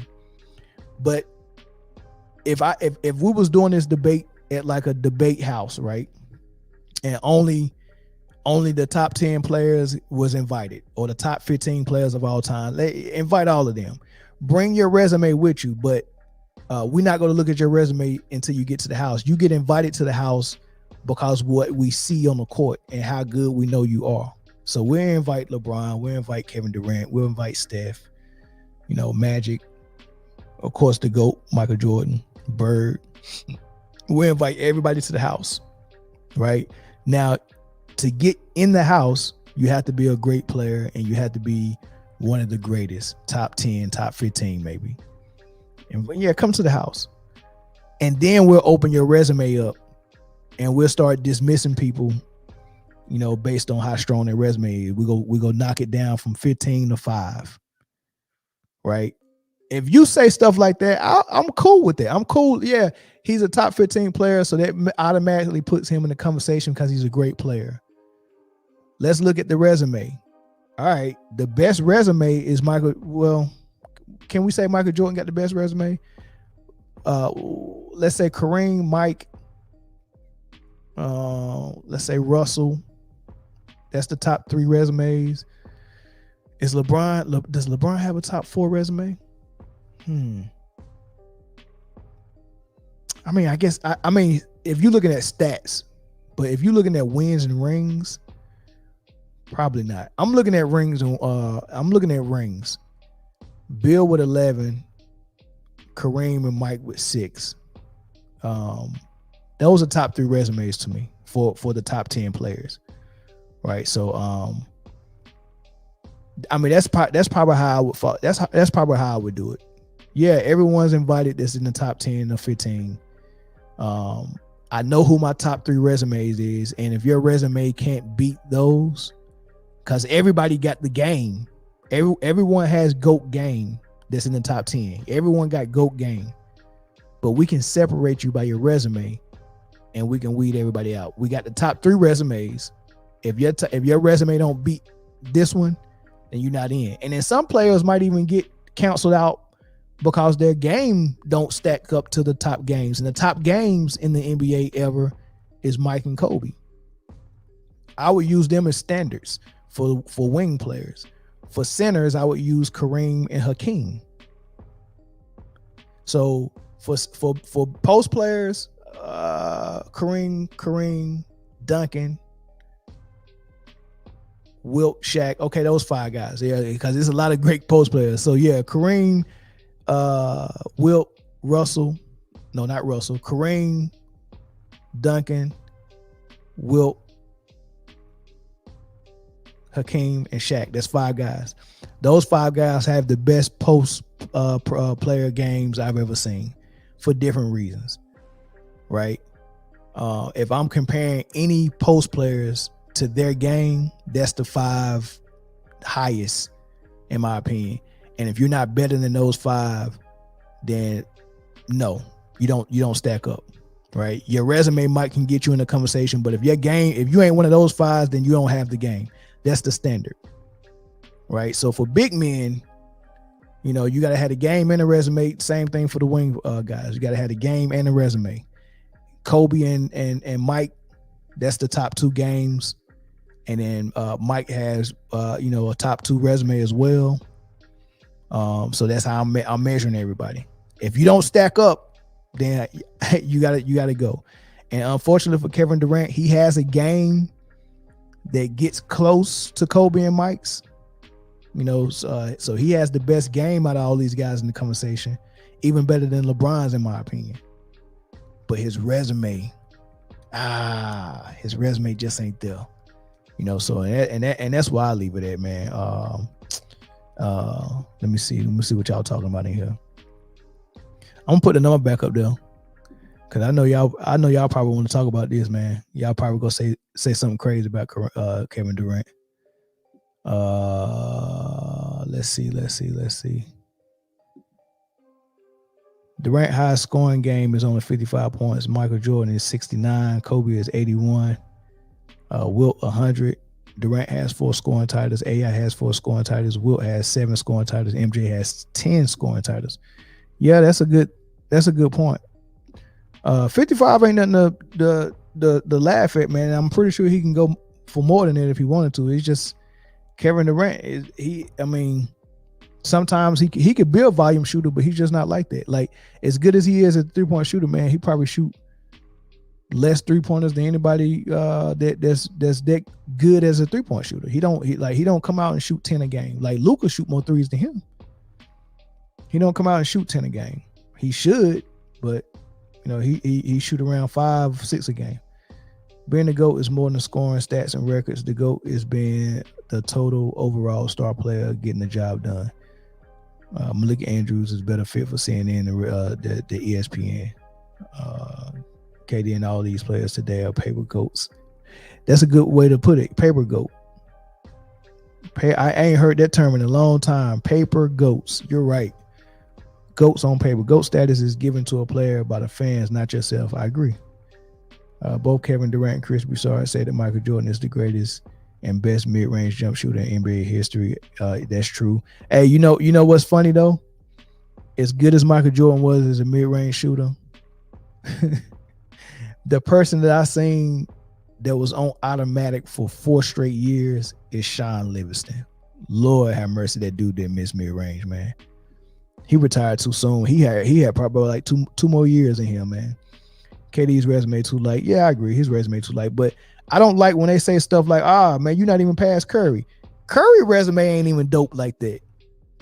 Like so with superstars, like, winning 1 ring was, all right, that's one thing. But when you win 2, and especially if it's back to back, now we talking. If you win 3 in a row, you 3-peat, now you really talking. If you 3-peat twice, you really talking, right? So I say all that to say this: Hakeem got back to back. He got 2. That was good. Players like Dirk, they got 1. Who else got 1? Right now, Giannis 1. Jokic 1. Giannis wasn't able to repeat. He got this ring, and now he can't get back there. Jokic, we'll see, right? So it's a lot of people that come in and get 1. All the boys in Detroit, Chauncey Billups now, they got 1. Right? So getting 1 is one thing. Repeating is one thing. Isaiah, he repeated, but that was it. So if your team come together at the right time and y'all gelling and y'all got a hot streak, and it takes a while for people to figure y'all out, you can get your 1 ring. You might even get 2, right? But then there's different guys like Shaq and Kobe, Jordan and Pippen, who was like, hey, look, man, we about to run it as long as we can.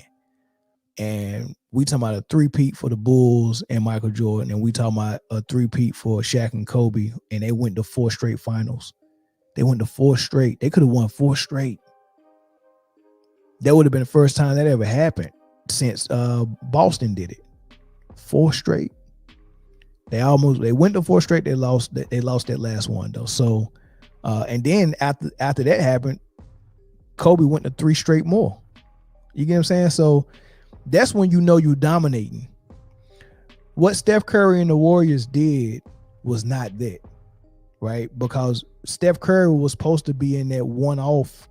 I got my 1, and I'm not gonna get another one, right? That's what happened. That was supposed to happen to the Warriors, but what ended up happening is Kevin Durant came and saved them. They got their 1. They beat Cleveland and LeBron, but LeBron was playing without Love and without Kyrie in the first championship. They both got back to the finals the year after that. Kevin Love was healthy. Kyrie was healthy. and the Warriors lost. What was supposed to happen is now this is what Kevin Durant was supposed to take over with either OKC or he should have went to another team.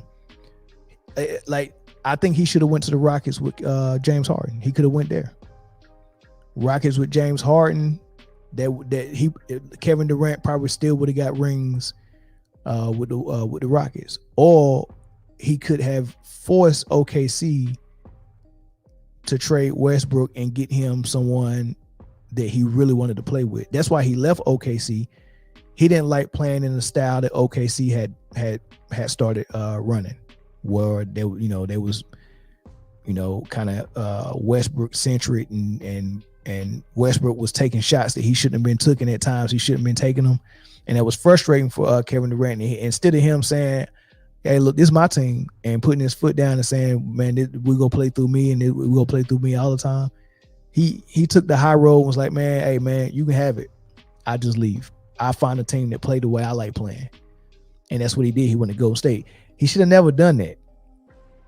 I think if he would have known that he was going to go over there and nobody was going to give him credit for what he did, and that was going to say, "Oh man, Steph, he got you your first 2 rings and blah." They was going to say all that. I think he probably would have decided to go somewhere else. But what he did was breathe life into that Golden State Warriors situation, and get them 2 more rings, and then even the ring they got, the 4th one, was on KD, because KD, instead of leaving Golden State and just going to Brooklyn and signing, Bob Myers talked him into doing a signing trade, and that's how they end up getting D'Lo back to Golden State for Kevin Durant. It was a signing trade. So instead of him walking and them not getting anything, they got D'Lo, which you already know they flipped and turned it into Wiggins, and Wiggins was instrumental in their 4th championship. Without Wiggins, they don't get that championship at all. So even Kevin Durant on his way out helped them get that 4th. So my whole point is they would only have 1 ring if Kevin Durant never joined them. It was over. It was about to be over. So yeah, MJ watching the media and players claiming and making narratives they go is laughing while smoking a cigar. Yeah. He know what the deal is. He know what the deal is for sure. 3-peating twice. Yeah.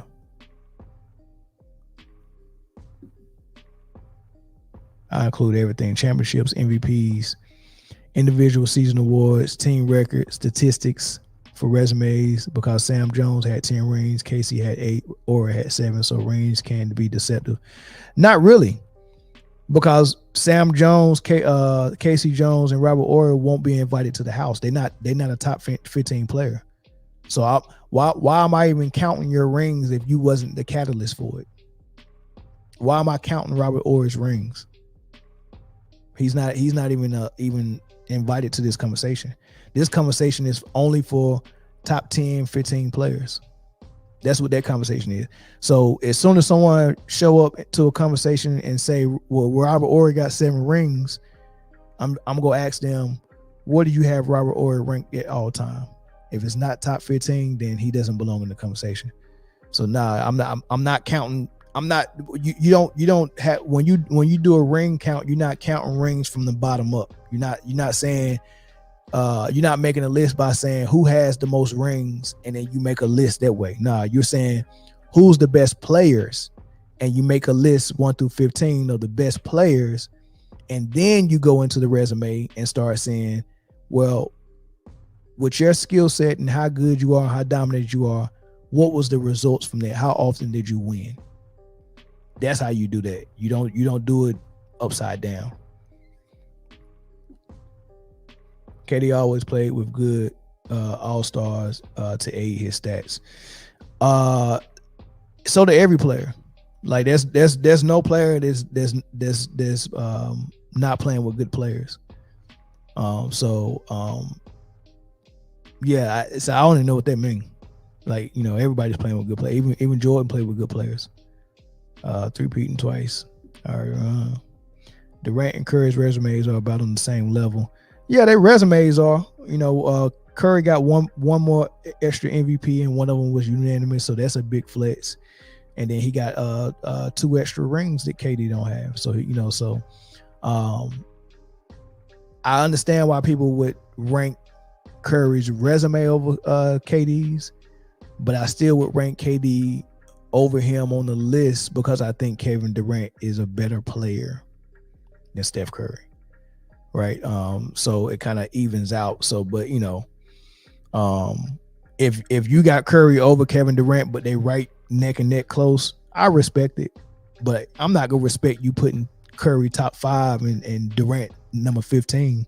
Nah, I ain't gonna respect that. Curry is not. He's not even better than Magic and Isaiah at his own position. Right, Magic and Isaiah is over Curry as point guards, and there's an argument to be had for Oscar as well. You just don't go to a team that beats you, man. Such a losing mentality, paper go all around guy. You see, but that has nothing to do with how good he is as a player, though. It just don't like. That's just emotional. That's just emotional stuff that people bring into the conversation. If you can have this conversation without emotion, then you're doing something real good. But people get their feelings hurt. Oh man, it was a weak move. They repeating what Stephen A. Smith said and getting all emotional. I'm like it's basketball. It shouldn't be no emotion involved, unless you're playing it. Like if you on the floor playing it, you can have a little emotion. It's a good. It's good for your health to be out there and playing and going through those emotions. But sitting here spectating it and judging how good players are, it shouldn't be no emotion involved, man. You don't in all caps go to a team that beats you, man. Such a losing mentality. Paper go all around. Like that's too much emotion. I'm watching just all dudes out there playing ball, and I'm not invested like that emotionally. So I'm able to really objectively look at everything and not come off like I'm what's the word I'm looking for? Like I'm laying a law down on somebody, or I'm part of his punishment for doing something that we don't respect or we don't like. Nah. That has nothing to do with where I'm ranking you at. I know how good of a player you are. You went to a team that beat you. You had your reasons going over there. I mean, but at the end of the day, this team begs you to come over there. He didn't call them and say, "Hey man, y'all need an extra one." He didn't do that. This was a team that just lost to LeBron and a healthy Cavs team and realized how they're defending Steph Curry. We're never getting another ring. Because what they just did to Steph Curry in this finals, every team's gonna do that to us in the playoffs. We're not getting another ring. This came out of Draymond Green's mouth.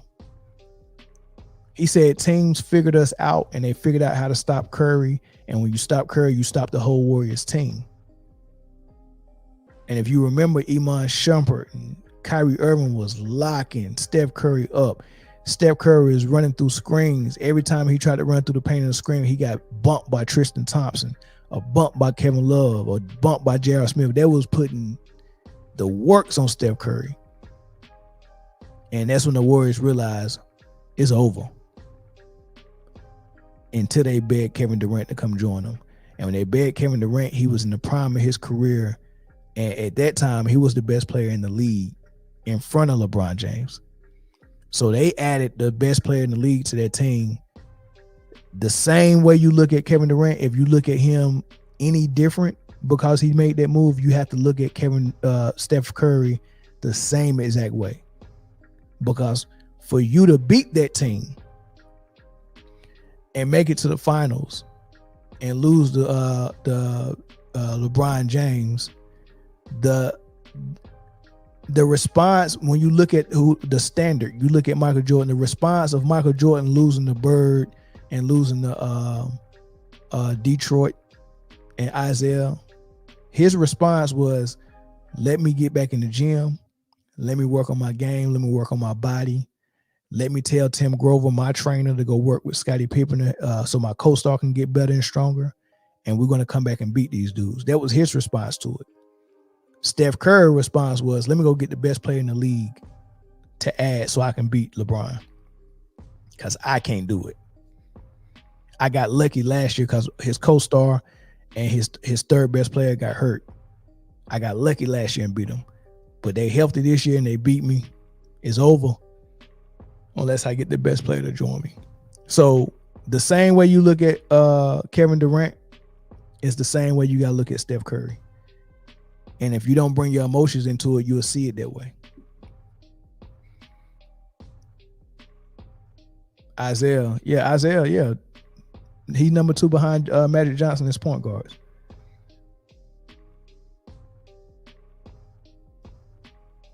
Nah. Isaiah is one of the great. Yeah. I definitely mentioned Isaiah. I've mentioned Isaiah a whole bunch of times when I talk. If I ever talk about point guards, he's gonna be the second name I mention after Magic. 100%. I gotta give it. Bill Russell has 11 rings. Bill Russell averaged 22.5 rebounds per game and won 5 MVPs. But Russell averaged 15 points per game. Does Russell deserve an invitation in the house? Yes. Russell is a top 15 player. He's probably a top 5 player, depending on who you ask. Yes, he gets in the house with his 15 points and 22 rebounds. However, if I'm telling you who the best player I ever seen play, first and foremost, I've only seen highlights of Russell, so that I can't say that I seen him play or witness him play. What I mean by witness is I seen you from draft day, and some players college, but I seen you from draft day, and I lived through your era of basketball, so I understood what your era was about. So I understood the things that you accomplished. That's different from going back looking at highlights. So it's not even a fair comparison when I'm comparing players from I guess from the 90s when I started watching full careers. So anything before the 90s, or I say 88. I say 88, because I started watching basketball with my dad when I was about 7. So I say around 88. I can say the players from 88 to now I've seen their whole career. Anything before that, it's not fair because I haven't lived through your era of basketball and lived through your career. So with Russell, I don't really know how good Russell is. All I got is his resume and highlights. And it's not fair to compare his resume and highlights to guys who I got their whole career for 2 reasons. One, if I got your whole career that I witnessed, I can see your bad. I can see all the bad stuff. Like with LeBron, I know all his. I can recite what happened when he lost to Dallas and he only averaged 17 points. I know what it was like. I know what the radio stations were saying the next morning. I know what was written in the newspaper. I know what they put in the articles online. I know how his face looked on the bench and how defeated he was. I know how that defense was smothering him. I seen all that. I've never seen the bad of Bill Russell. You get what I'm saying? I haven't seen the bad. I haven't seen the challenges he faced it, like when Michael Jordan played the Blazers and they had the newspaper article saying him and Clyde Drexler was pretty much the same player, except Clyde Drexler can shoot threes and Jordan can't. And then Jordan came out there and was like, okay, y'all think I can't shoot threes? And then he set a playoff record for threes in the first half. Right? You don't get to see that stuff and live through it. I don't have those type of stories for Russell. All I can look at is his stats: 22 rebounds, 15 points, 5 MVPs, 11 rings. And that's not fair to put up against a person that I've seen his whole career, because I've seen his good and his bad. It's not fair. So from the resume, it's the only thing I can judge Bill from is the resume and maybe highlights. So from all of that, yes, he gets an invite in the house. But when I start comparing who the best players I ever witnessed or seen, he's not gonna be one of them. It's gonna be Michael. It's gonna be Kobe. Those are the best players I ever seen play. Michael and Kobe, easy, real easy. Curry had a sprained knee in the 16 finals.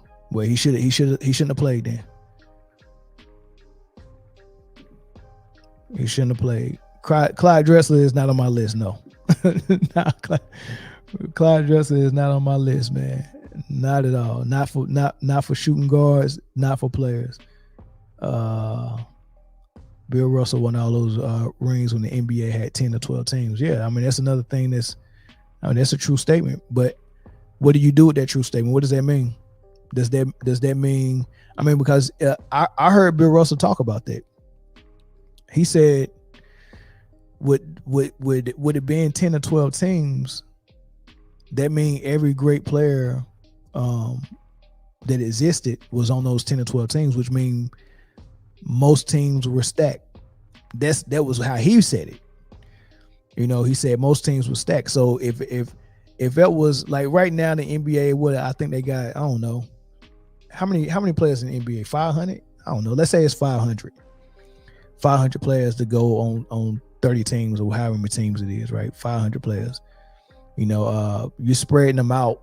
You know, you might have 1 to 2 superstars on each team to spread out, and every team might have an all-star caliber player. They might not make all-star because you're only getting 24 a year. So, but you might have an all-star caliber player. What Bill Russell was saying, if it was 12 teams, then that means every team would have more superstars and more all-star caliber players because there's only so many teams to go around. You know, so and then instead of it being 500 players in the NBA, it'd be half of that, right? So that means the bottom half of the players is not good enough, wouldn't even be in the league. So it's pretty much Pepsi with no ice. It's just all fizzle and caffeine. But you know, the more teams you add, you know, the more ice you put in your cup, you know, to water it down a little bit. So that's how he explained it. So is that a bad thing that it was only 10 to 12 teams? I don't know. I mean, I think we can take Bill Russell's word for it, how he explained it. That mean teams had better players throughout, but it also means that your path to the finals was I ain't gonna say easier, but it was not as much games. I think the elimination, I think it was best out of 5 then back then. And then you didn't have first round, second round, conference finals. I think it was like first round, conference finals, then finals, you know, so it's an extra round that got included. So I don't know, man. So I don't know what that means that they only had 10 or 12 teams. I don't know if that's good or bad. I really don't. So all right, I'm gonna get to the Lakers. This is real interesting. So the Lakers right now, they're 1 game under 500. I think they're 22-23 or something like that. It's not good. It's not good. I think they're in the 10th seed or something like that. This is rough, man. This is rough for a team that has LeBron, where some people really think that LeBron is still playing not the same, but close to how he was in his prime. If you look at the numbers, like people look at his numbers like there's no fall off. But I don't know if that's true, because if you have to take plays off on defense in order for you to stay on the floor, then you're not operating in your prime at all, you know. But the numbers, people look at the numbers and be like, oh man, this dude, there's no fall off just by looking at the numbers, right? And I don't think that's how you should look at it, because one, numbers are easier to come by right now in this era that's not allowing lockdown defense, and two, you know, sometimes people playing an offense that is almost impossible for you not to get your numbers. But Rick Bucher, man, this is how he described it. I'm one of the few who seems to be willing to say it. LeBron James's offensive numbers look great. They look great. If he sees the opportunity to get to the rim in transition, he's taking it. He's and finishing. He's shooting 3-pointers at a higher percentage. Last I checked, at a higher percentage than he ever has. That's not making everybody else better. That's getting him his buckets, right? And defensively, he's a nightmare. Like, I mean, he go back and watch the Toronto game. He didn't for the first 3 quarters. He was on Scotty Barnes. He wasn't contesting his threes. He wasn't doing anything. And then fourth quarter, they had Anthony Davis guarding Scotty Barnes because it was like, we're not winning this game if we don't change this up. I point that out because whether it's he or anybody else who says, yeah, LeBron's as good as he ever was, I'm like, you got to be out of your mind. Like, there are 3 components that made him one of the best. 1, because he could defend. 2, because he could make plays. And 3, because he can score. I'm only seeing one of those on a consistent basis at this point. Yeah. So he shouldn't be the same. He's not the same. It's okay to admit that at this point. But because he's not the same, and the Lakers have always been so LeBron-centric since he got there, that's at the heart of, like, trying to make this work. Yeah, so he said 3 things that always made LeBron so good was that he actually defended, and then he actually made plays, and he could score, which is true. But I add one thing to that: he actually was winning, right? So ever since he's been with the Lakers, and he got there when he was 34, right? So he was still just on the tail end of his prime. He still had some prime. He had some prime years with the Lakers still. You're not 100% out of your prime at 34. Like Michael Jordan won his last ring at 35 and played all 82 games and made first team all defense and probably won the MVP that year too. I'm not sure. So 34, 35 is not, is you're not out of your prime for a lot of players. Some players, yeah, but in LeBron's case, no. So but he went over there and missed the playoffs that year. And that's the year he had Kuzma, Brandon Ingram, Lonzo Ball, Josh Hart. He had that roster. And that was the year that, he was trying to play, and he was trying to figure out, him and Magic Johnson was there, and they had already told everybody that we're trying to get Anthony Davis. And the whole year was just when they go make the trade happen, and Anthony Davis sat out and he wouldn't play no more for New Orleans. Like, he forced his way out. It was a weird situation. You got Brandon Ingram and Kuzma shooting free throws, and the Laker crowd yelling, LeBron's going to trade you. It's just crazy, right? But they didn't make the playoffs.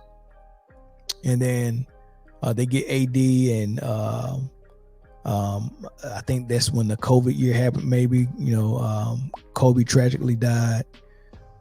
They go in the bubble, they get a ring. Then they come out of the bubble. I think they got put out in the first round by Phoenix. Then they missed the playoffs again the season after that. That was the Westbrook year.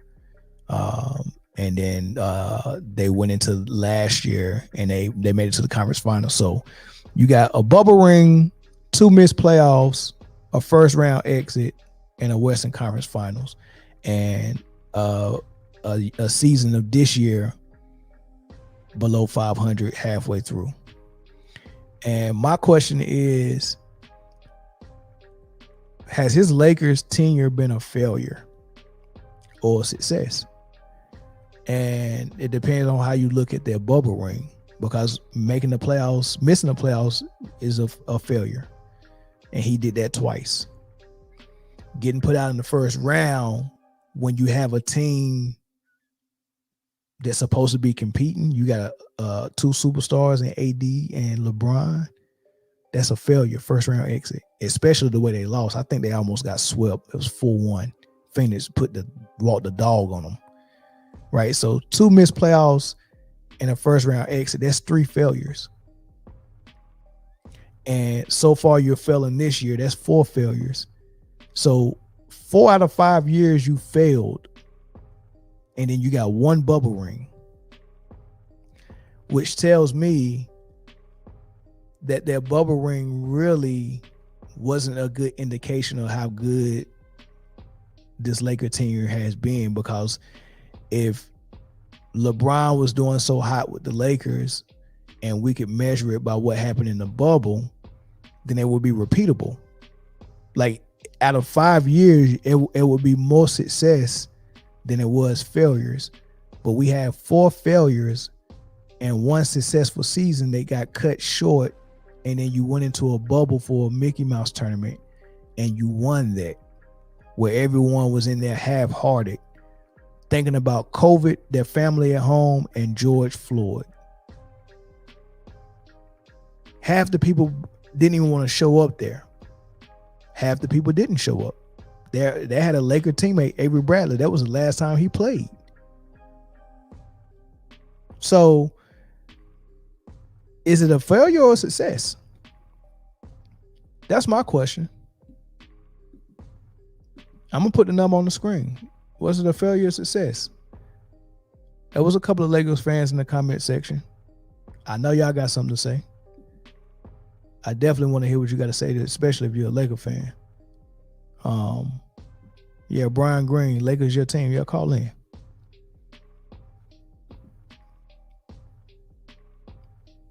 It'll be real interesting. Caller from California. What's up? What's your name? Hey, what's up? This is Brian, man. Brian Green. Brian Green, what's going on, brother? Lakers your squad, man. This ought to be a good conversation, man. I'm interested to see what you got to say. Oh, I got all day, man. I got all night. Yeah, for real. For real. I would say it's a success because of number 17 as a Laker fan, tied us with Boston. Okay. So on that level, it was a success. But I feel like it's been a miserable success because of what you mentioned, missing the playoffs, the bad starts, him not playing defense now. You know, look at our record. It's horrible. Getting swept out of the Denver series. We kind of took advantage of a Grizzlies team that was depleted of Brandon Clark and Sam Adams. So we kind of got over on that. They were a wounded tiger. And Golden State, I think we were lucky to face Golden State. I'm not sure we could have beat Sacramento. So, you know, we kind of got over there, and then we ran into a real team, you know, with big men and all that stuff, and Jokic.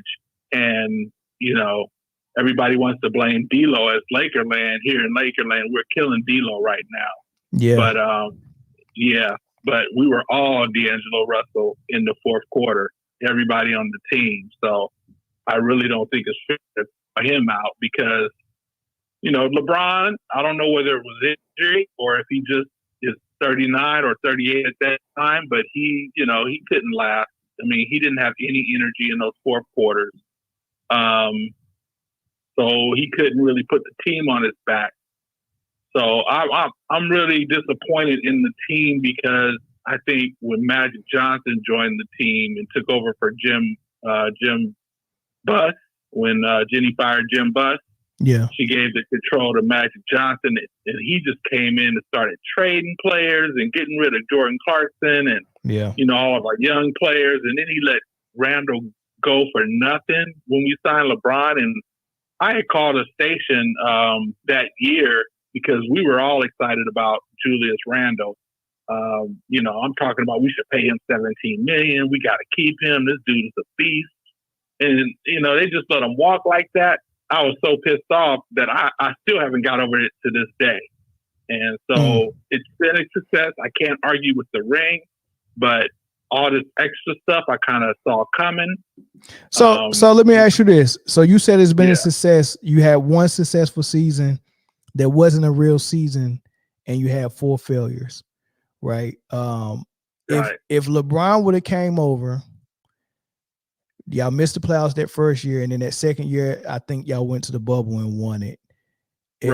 if he would have said, all right, I came and delivered what I came and delivered and left, you would have been okay with it? Yeah. If he only because- did 2 seasons and gave y'all a bubble ring and left, you would have been like, all right, man, he did what he came to do. That's that's following in the footsteps of Kobe Bryant the right way. You think Kobe Bryant was looking at that bubble ring, looking down like, yeah, you doing your thing, big dog. No, I didn't look at it like that. No. I'm just saying, if he would have left, we would have had the cap space and maybe had another star right now, and we wouldn't be dealing with all this other stuff we're dealing with. The no defense, all the trades. We would be young, and we may be making the playoffs. We wouldn't have LeBron here, so we wouldn't have all this media attention and all this talk. You know what I'm saying? Like I said, I like the young guy. Everybody said, we were so lucky to have LeBron come to the Lakers. Got us a ring because we were so sorry before he got here. Yeah. But Laker fans during that time, before LeBron came, those years, we were praying for bad records because all of those lottery picks all those picks that we traded for Dwight Howard and Steve Nash, when we got them in there and it didn't work out. Well, all those picks were lottery protected. Yeah. So we got to keep all those picks. That's why we kept coming up with number 2 pick, D'Angelo Russell, number 2 pick, Brandon Ingram, number 7 pick, Julius Randle. And then we ended up getting Lonzo Ball with a number 2 pick, which I think if Magic Johnson wouldn't have traded D'Angelo Russell, we could have drafted Tatum instead. And we could have, we would have been a nice little baby Laker team. Because when I looked at the baby Lakers coming out, I said, man, these are all top tier at minimum role players. So if we just got one star, with all these role players, we got Julius Randle, Ingram, Zubac. We could have had a contender. We'd be contending right now because I figured Golden State was at their peak. Our team was young. So by the time Golden State got old, we'd be a 500 team. We add a superstar, and we'd be contending right now. All right. So let me ask you this, and this came from the comment section: Is LeBron gonna get a statue outside of crypto? Man, they're gonna give him a statue. Lord have mercy. It's gonna do it. It's not possible, man. There's no way he gets a statue. They're gonna do it. They're gonna do it. I'm not saying he deserves it, but you know how he is. It's LeBron. The thing that upsets me the most as a fan of the Lakers is it's like we're his retirement plan, but he didn't work for us for 20 years. Like Kobe, Correct. He worked for us for 20 years. So yeah, we got a retirement plan. You give carte blanche. He worked for Cleveland, he worked for Miami, and now we got old LeBron, no defense LeBron, and we paying all the like retirement bills. So It's like I don't like that, man. I feel like we're getting shortchanged. But with the media, the hype that surrounds him, all the people who think he's still good, because of his numbers, he's gonna get a statue. They're gonna give it to him. I mean, you got to remember, this is Jeannie Buss's first and only ring so far. Yeah, that's pretty bad. Yeah, so they're going to give. I'm not saying he deserves it. I mean, he deserves whatever he gets, I guess, if they decide it ain't my decision. Listen to this. Listen to this, brother. This a comment from the comment section. It says, as a Lakers fan, that's blasphemous. He hasn't done. Him getting a statue. He said he hasn't done enough. In fact, he's destroying the franchise with his antics, and he's actually destroying it with these trades. Like, why? I've never seen no one that's in a top 5 discussion need trades this often. Well, I can tell you why he needs trades, and it's kind of not his fault, because when you look at how he came into the league, he already had this play style, this 7 assists, 7 rebounds, 20-something point play style that you're talking about. He came in the league with that. And he was a high school kid. He came in the league, whatever coach he had in AAU or high school, whatever he had, where they used to play his games on ESPN. whatever coach taught him that play style, he came into the league with that, and no coach came along and said, "Okay, we're gonna play this way. We're gonna get you a big. We're gonna do this." They just let him play this high school ball. They let him play the way he played in high school when he came in the NBA. You know, that's a good point, and I think when you see players that even if they went to college for 1 year and they play for like take Anthony Davis for instance, when you go play for Calipari in Kentucky, the first thing that you're gonna have to learn how to do is play with other stars because he's getting a lot of good recruits. Like we had people at the Kentucky program that we didn't even know was this good. Like nobody knew how good Booker was at Kentucky. Nobody knew how good Tyler Hero was at Kentucky. Nobody knew how good Karl Anthony Towns was at Kentucky because you got five-star players on the floor with you, and Calipari make you play in the real offense. Same thing if you go to Carolina or Duke, you're gonna play in a real offense. You got to move without the ball. You gotta be able to do something with the ball. You gotta be able to do all those things. For LeBron, for LeBron not to go to college, he never had a coach show him those type of things, the next level of basketball. He has the skills of just like a free wide open game that everybody gets that naturally when you're really good, but the next level up from that is being able to play without the ball, and that's how you develop post game. That's how you develop coming off screens, catching shoots. That's how you develop all of those type of things, right? And those are things he was weak at, and that's why I always rank Kobe ahead of him because Kobe was a master at all those things. Yeah, but Kobe came into a system. He had super vets around him: Robert Horry, Rick Fox, Shaq, Brian Shaw, Ron Harper. They came in with the triangle with Phil. Before that, it was Dale Harris. They were running the NBA offense. So he came in even though he was ready to contribute at any time, he had a lot of talent around him. He had Nick Van Exel, Eddie Jones. Yeah, but he knew how to operate with that because he played overseas. Because he played training. Jerry West said he had already had that skill set coming from Italy. He played overseas. No, he did. He did. It didn't have nothing to do with the Lakers. He already had that. Well, he had it, but he had it, and that was during that era. Like I said, LeBron James didn't have any of those things. He could have though, but he didn't want it because he didn't have the skill set that can operate in that type of offense. You put LeBron James in a triangle right now, he'll have a fit in the triangle. If he came out of high school and went into a triangle and had a lot of veterans around him, it'd probably be different. Like I said, he didn't have a coach. He didn't have a coach to do that with. No, he didn't have it. No, it wasn't a coach. It was his skill set. He didn't have the skill set to be coached. I don't know. Even when he went to Miami, Pat Riley and Eric Spoelstra tried to put him in a real offense, and it was frustrating to him. And it really came out in the finals against Dallas. But he had 7 years in the league at that point. He had already, he never, that, like I said, they let him play that high school style from the minute he got into the league all the way till he went to Miami. Yeah, man. Top five at best. Years. Top five at best, man. Top five at best. I'm not saying he goes, but I say he got an argument because, like I said, he didn't. I remember there was this one clip of Michael Jordan saying, they're going to double me, and then I'm going to come to you. Right. And Steve Kerr says, I'll be ready. Right. I think that LeBron, he does that more often than Jordan did. Jordan, a lot of times, would pull up and just take the shot, make it, miss it, whatever.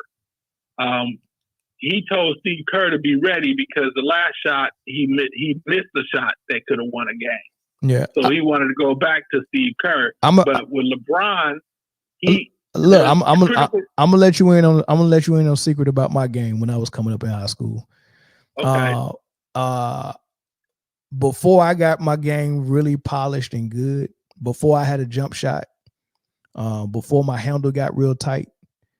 The thing that I could do really good was run the fast break, because I could dribble when I was on the go, and I had speed and I can get to the hole. My layup package was crazy. I ain't had no jump shot, and I couldn't dribble against pressure.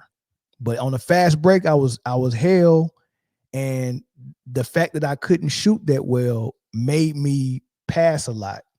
And I was a hell of a passer, but I was passing so much because I hadn't developed into a good shooter yet. As soon as I worked on my game and got my handle right and got my jump shot right, oh man, forget all that passing. I'll let my point guard do that. I'm here for the points, baby. That's a step up. All that passing you do, that's a role player's job.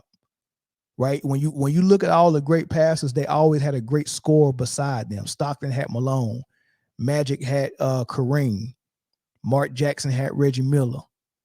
The great passers have to have a great scorer. A great scorer don't need a great passer.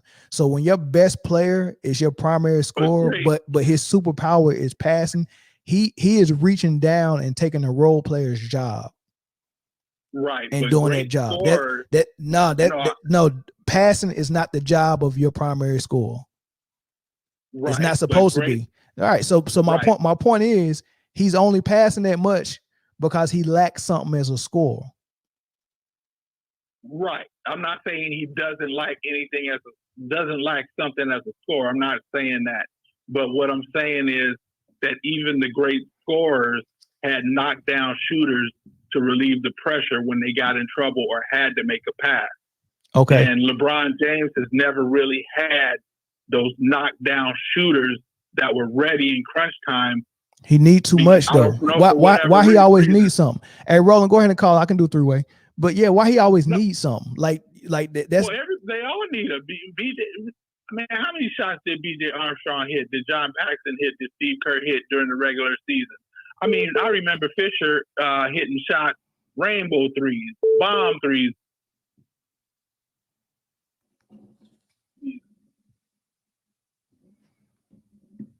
Like Kobe and Shaq are Superman, but sometimes we gotta be Superman in order to make the team work.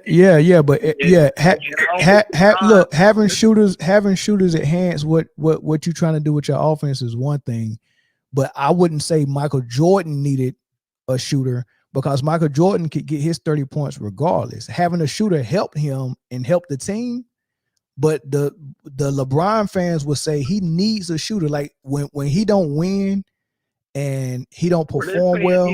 Hold on, listen. When he don't win and he don't perform well, the excuse is, well, he don't have enough shooters around him. He needs shooters. So in order for his offense to even work, he has to have shooters around the three-point line so the lane can be wide open.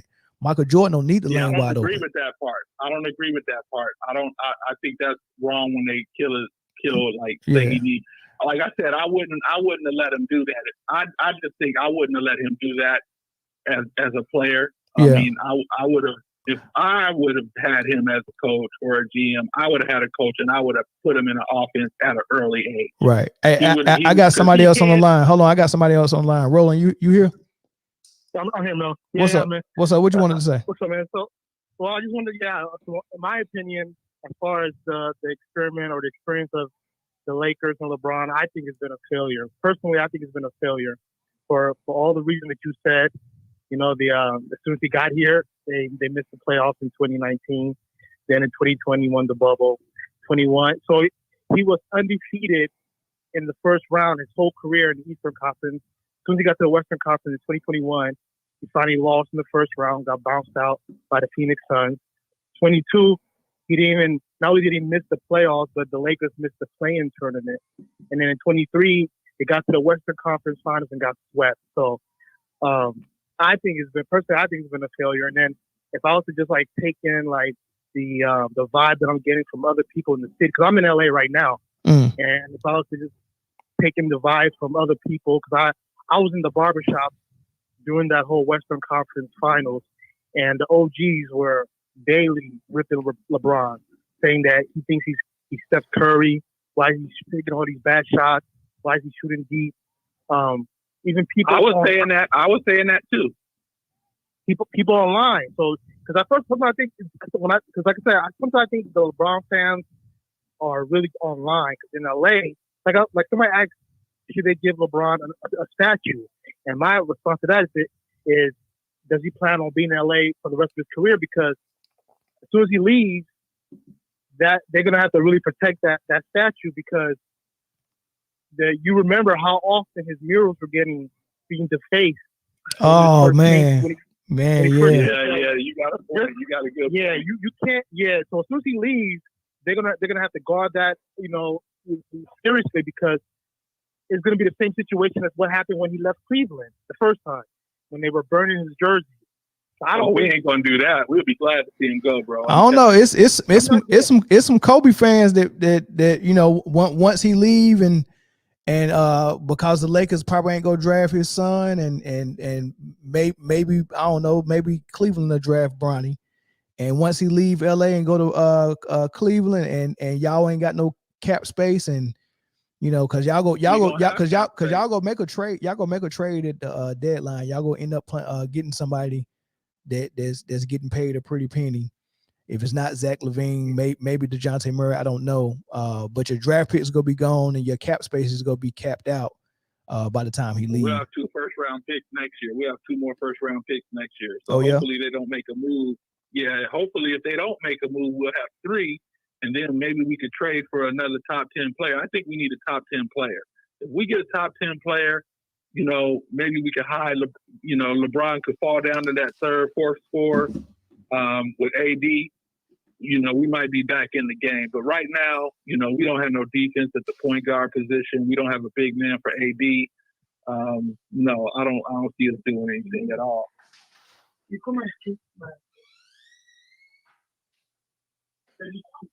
Yeah, I think you mentioned Kobe. I would also say, everybody knows pretty much that LA is still Kobe town. And it's Kobe town for sure. Still Kobe town. And to this day, even though I'm from LA and I move around, I'm still surprised that even to this day, 4 years later after he passed, they're still putting up new murals of him everywhere around the city. And it's not just in like the hood. I was in a very very high class neighborhood that was farther out from South Central. I went to a legal office, and as soon as I walked in, to the right was a painting of Kobe with his daughter on his shoulder, and then they had a big boardroom, and they had a big painting, like a big picture of several different players. There's different athletes in that from LA, and Kobe was in the very middle. His was the biggest picture. He was in the very middle, and in the background it had Magic Johnson. So, and I think that's also like a small like a microcosm of how the LA feels about Kobe Bryant, is that they've even put Kobe over Magic Johnson. And I know I have homies in LA that we go back and forth about, has Kobe really surpassed Magic Johnson, or is Magic Johnson the best Laker ever, or is Kobe the best Laker ever? Magic said that Kobe was the best Laker ever. Right. That's what I told my homie that today. Yeah, Kobe is. LeBron ain't got nothing on Kobe. LeBron don't have nothing on Kobe as a Laker, period. Well, but online, in LA, you'll get right. You'll get nobody in LA that'll say LeBron is even an official Laker, maybe. But you have people online that will say LeBron is the best Laker as soon as he got to the LA, because of what he's done before he got to LA, who he is in the GOAT debate and stuff like that. So, no, I don't think that this whole thing with LeBron has been a success. If he leaves with just a bubble championship, like you asked earlier, Mel, yeah, it would be really bad. And I feel like LeBron, he's before he leaves, he has to deliver like I used to say, like a normal traditional 82 Yeah, game. we need that because we didn't even get a parade.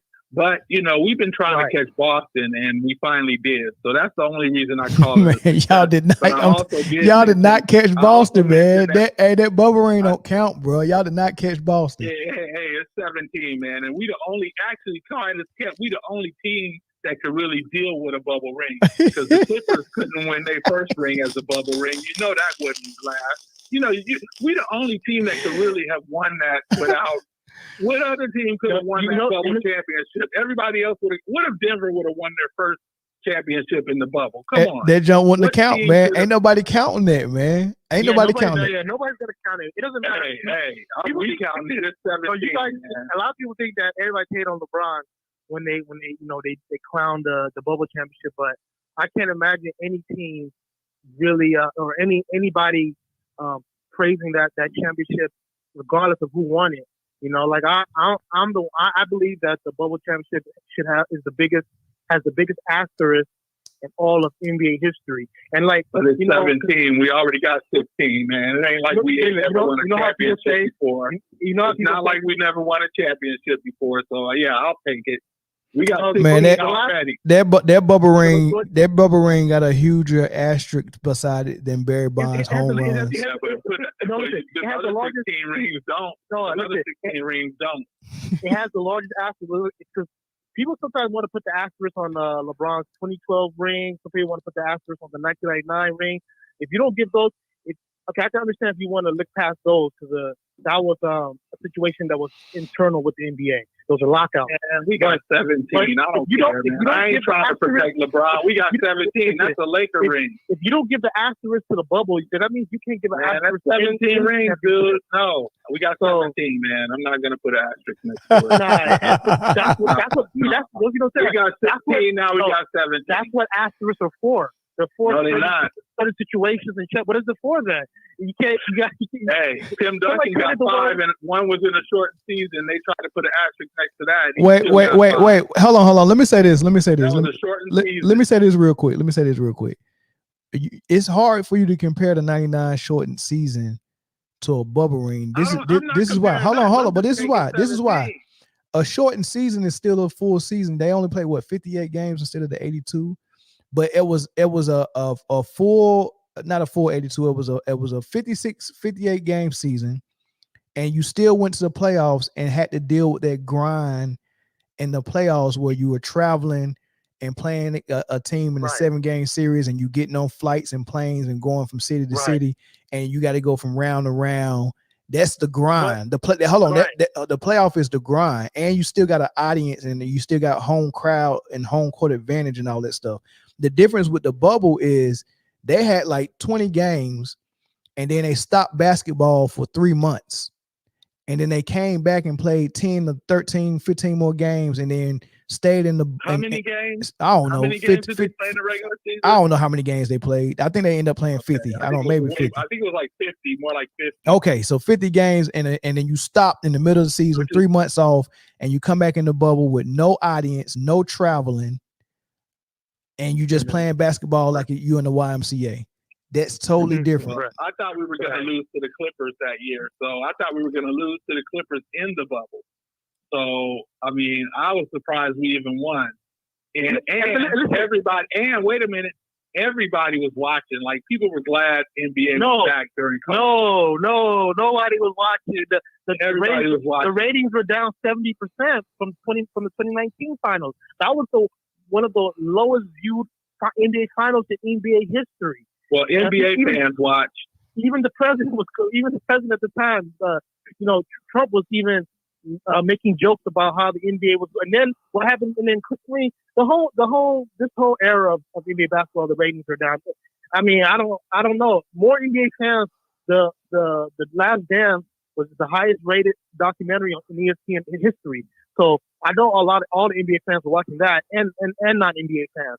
But as far as the what happened in the bubble with the 2020 finals, that was one of the lowest rated NBA finals of all time. So I don't think too many people watching. And then also another thing that delegitimizes that championship is that what happened to those teams who were in the finals, the Lakers and the Miami Heat. So the Miami and neither team has been back to the finals since then. No, Miami made it back last year. Denver went, and we went to the Western Conference Finals, and Miami made the Eastern Conference Finals.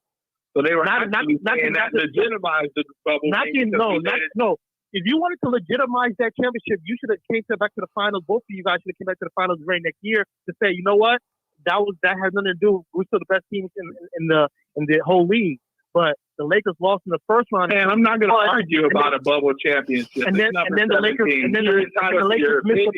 missed the playoffs. And you missed the playoffs and the play-in the next year after. I'm not going to argue. It's number 17. Like, I'm not going to argue about a bubble championship. That's what the call is about. That's what the debate is about. Is whether or not the Clippers choke. No, I thought we were going to lose to the Clippers. No, you have to talk about the bubble. I thought we were going to lose to the Clippers. If you're going to talk about the whole Lakers experience with LeBron James, the 2020 I said it was a success, but it was a miserable success. No. Either it's a success or it's not a success. It's a success, but it's a miserable success. I mean, we're not. It was a miserable success. I'm telling you. No, the question wasn't about just the 2020 year. We're talking about 2019, 2020, 2021. Well, 2019 was playoff mode that he didn't perform, but we also lost Lonzo Ball. Lonzo Ball was the key in that. You didn't even make the playoffs in 2019. How's that? Right, I know because he got hurt. By definition, that can't be a miserable failure. That's just a failure because we failed to make the NBA playoffs. No, we were up on Golden State, and then LeBron tore his groin, and then we were still hanging in there pretty tough, playing around 500 ball, and then Lonzo went out, and then our team went totally started losing. And LeBron came back talking about playoff mode, but he couldn't get it done. And then the next year we got Anthony Davis, which we gave way too much. I'm glad you reminded me. I'm glad you reminded me. I forgot he activated playoff mode 2 years in a row and didn't make the playoffs. Look, I said I'm saying it's success. It's a success because we got number 7. All right. Well, look. Let's do this. We go end it like this. Look, we're not gonna argue. Look, I'm gonna end it like this. I'm gonna ask everybody in the comment section, man. Everybody in the comment section, I want you to comment either failure or success. Is the Lakers tenure with LeBron? It's been 5 years. Has it been a failure or a success? Everybody just put in the comment failure or success. It's been a miserable experience, but it was a success because of the ring. But other than that, it's been miserable the whole time. I'm getting a lot of. I mean, I gotta like say at least we got a ring. That's so. Yeah, but for me, like I said, for me, I would have kept all the young guys anyway, and we'd be contending. We might not have that ring, but we'd be contending, and we'd be looking good, and I'd be a happier person because my favorite player actually is Julius Randle. And so wait a minute. So one thing we haven't even talked about yet, as far as this whole Lakers LeBron experience, that the in-season tournament, the in-season tournament championship. So that was supposed to be something that was supposed to increase the ratings. And then what happens after that tournament was over, when Christmas Day, when the day that the NBA usually dominates all across the board, and even the NFL dominated them, and the ratings for the NBA was down. You even had the marquee matchup of the Lakers with the Celtics, the most historic rivalry, and the ratings were down there. So that's another failure that you can bring up, is that. That's not on LeBron. That's on the NBA. And you were speaking on that earlier. Those people who are clowning the NBA. No, man down was talking about how it's like a 77-year-old man in the league. It's not exciting. People don't like it. Mel did people don't like the NBA like they used to like the NBA no more. You can't put that on LeBron. And LeBron is boring. His play style is boring. It's kind of like Kareem. Kareem was so dominant, he was boring too. And Mel did a show. To reignite the league. Mel did a show about that on LeBron. Mel did a show about that Christmas Day where the ratings were down, where one of the biggest social media personalities, Patrick David, he did a show about how the NBA got pounced on by the NFL in that on that Christmas Day. And he's been blaming LeBron for the poor play in the NBA, the lack of defense. A lot of people blame LeBron for that stuff. LeBron isn't just blamed for the Lakers' bad years. LeBron is blamed for just the era of basketball that we're in right now, because he's the biggest star in the NBA. When Ja Morant doesn't go to the slam dunk contest, when Zion Williamson doesn't go to the slam dunk contest, all of those guys looked at LeBron James and he doesn't do. Okay, wait a minute, bro. We got old ass LeBron. Okay, LeBron ain't joining no dunk contest. Don't hold me accountable for shit No. when he was in Cleveland shit he did in Miami. We got, like I told you before, we got RP LeBron. We paid all his bills. You're right. No, we paid all that shit, and we only got one bubble ring. So I don't want to hear. I don't want to hear all this shit about LeBron. Because, LeBron was the topic. You can say that shit to the Cleveland niggas. Say that shit. I'm telling you. I don't want to hear it. When you want to talk about it, though. We got to hold that. Hold on. Hey, take turns. Hey, you got. Hold on, bro. You gotta let him talk. You gotta listen to him, man. You just can't talk over him. No, man. but I'm a Laker fan. I'm not a LeBron fan like that to be getting all this grief for all these years and all the shit he did, man. Come on. Let him spit then. We got 39-year-old LeBron. Why am you giving me this shit?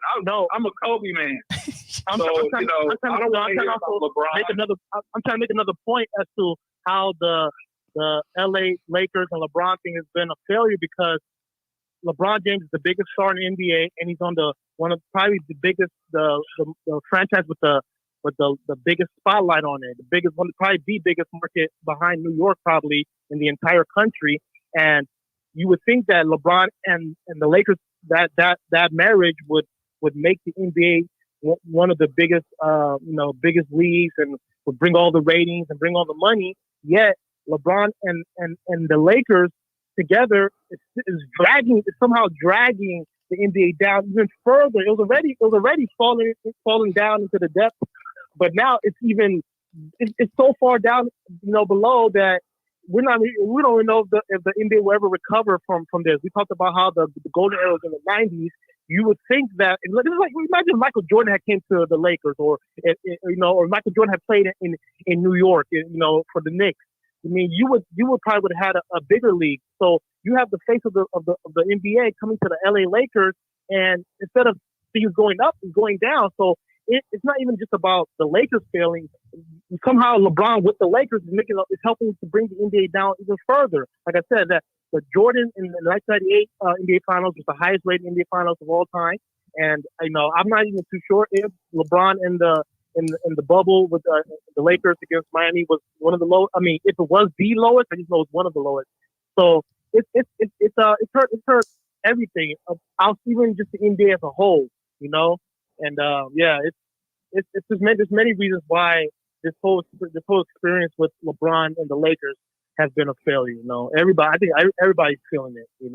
Right. The main reason it's a failure is because we catching all of LeBron hate on this Laker team for the last 6 years, for like 15 years of hate that he's accumulated in the league.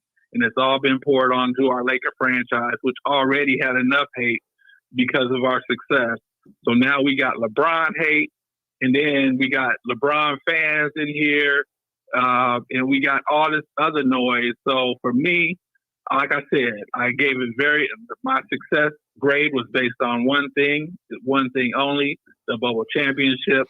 I think the front office screwed us by getting rid of a lot of players that they didn't have to get rid of. And like I said, we got 6 years of LeBron, but it seems like we just getting like all the hate from the Miami years, the decision, all the hate from the freaking the broken hand, all the not being able to shoot, all the other stuff. We getting all that shit on our team when we only got them for six fucking years. Like, come on, man. 6 years. Hey, you own them. 6 years is a long time. That's long. Hey, that's longer than Miami had them. That's longer than Miami had them. Yeah, I know exactly. So and it's longer than the second stint with Cleveland. He played with Cleveland. I mean, I'm talking about when he went back to Cleveland. He won the 2016 championship, and then you know what I'm saying? Like, I got to get all this stuff about his history. Like, I don't know. And then he left and went to LA. But with the Lakers, he won in 2020. He's been here. You said he's been here longer than he stayed for Cleveland after he lost the championship over there. And I'm miserable. I've been miserable. You are a Lakers. I want you are a Lakers fan. I want young players. You are a Lakers fan. We ain't Let me ask you this: when those when LeBron's murals were being defaced, you do know that those weren't like Jordan fans or those were Laker fans who defaced those murals in LA. I know they were. I know they were. That should tell you that's a microcosm of this whole thing with LeBron and the Lakers. That right there is kind of like a picture of what this whole thing has been as far as success and failure. Because I would say that it's been kind of a lot of Lakers fans look at LeBron as he's kind of defaced.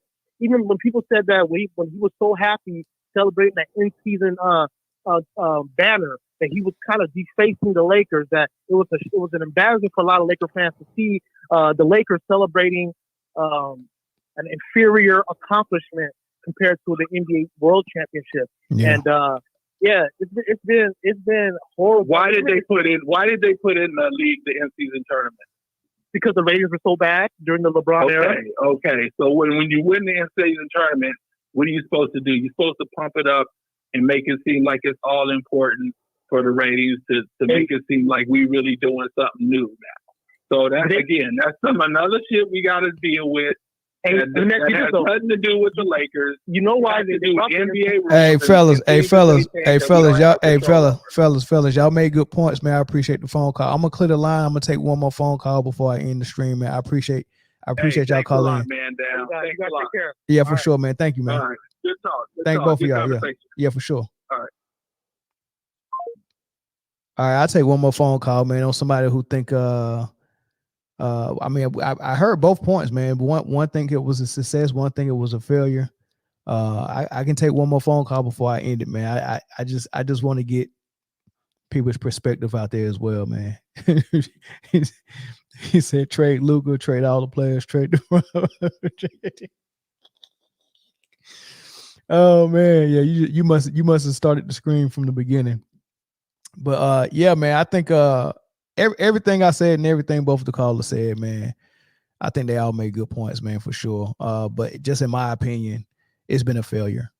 Because the reason why I think it was a failure is because what the expectations were, it wasn't one bubble ring and 2 missed playoffs and a first round exit and a sweep in the conference finals. Like you came over here and you brought your superstar self, you brought yourself as the face of the league. And some people believe the best player in the league at that time, right? At age 34, that was your plan. And then you said, I want Magic to come over here and help me get other superstars. And you got Anthony Davis. And now you got Anthony Davis, and everyone thought it was going to take off from there, which it kind of did. You won the bubble.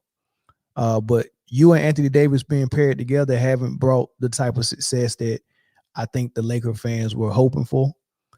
So for that reason, it was a failure. And if you really want to look at Miami, if we take your word for it when you said that, and I'm talking about LeBron, we take his word for it, saying that he go bring them not 1, not 2, not 3, not 4, not 5, not 6 championships. And I'm thinking, oh man, he go retire in Miami, and they go figure out a way to get as much rings as Michael Jordan got with the Bulls. And, I'm thinking that that's what he was going to do, and he do 4 years, win 2, lose 2, and then leave, and didn't even tell D Wade he was leaving. I don't think that that left Miami Heat fans with a good taste in their mouth about LeBron either, man. And I wouldn't be surprised if they got to retire his number when he retires. So I'm pretty sure they're going to do that. But I wouldn't be surprised if they didn't, to be honest with you. I really wouldn't. I don't know if Pat Riley and the Miami Heat organization is still cool with LeBron as they are with Wade. I know Wade, that's his home. He grew up in Miami, so he always got a place to come. He'd probably be working for them if he wanted to.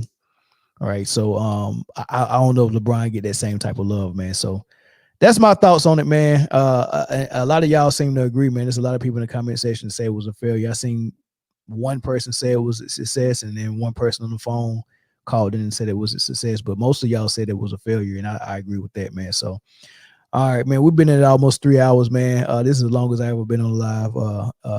So I appreciate y'all for sticking with me on this. I'll catch y'all on the next episode. Peace.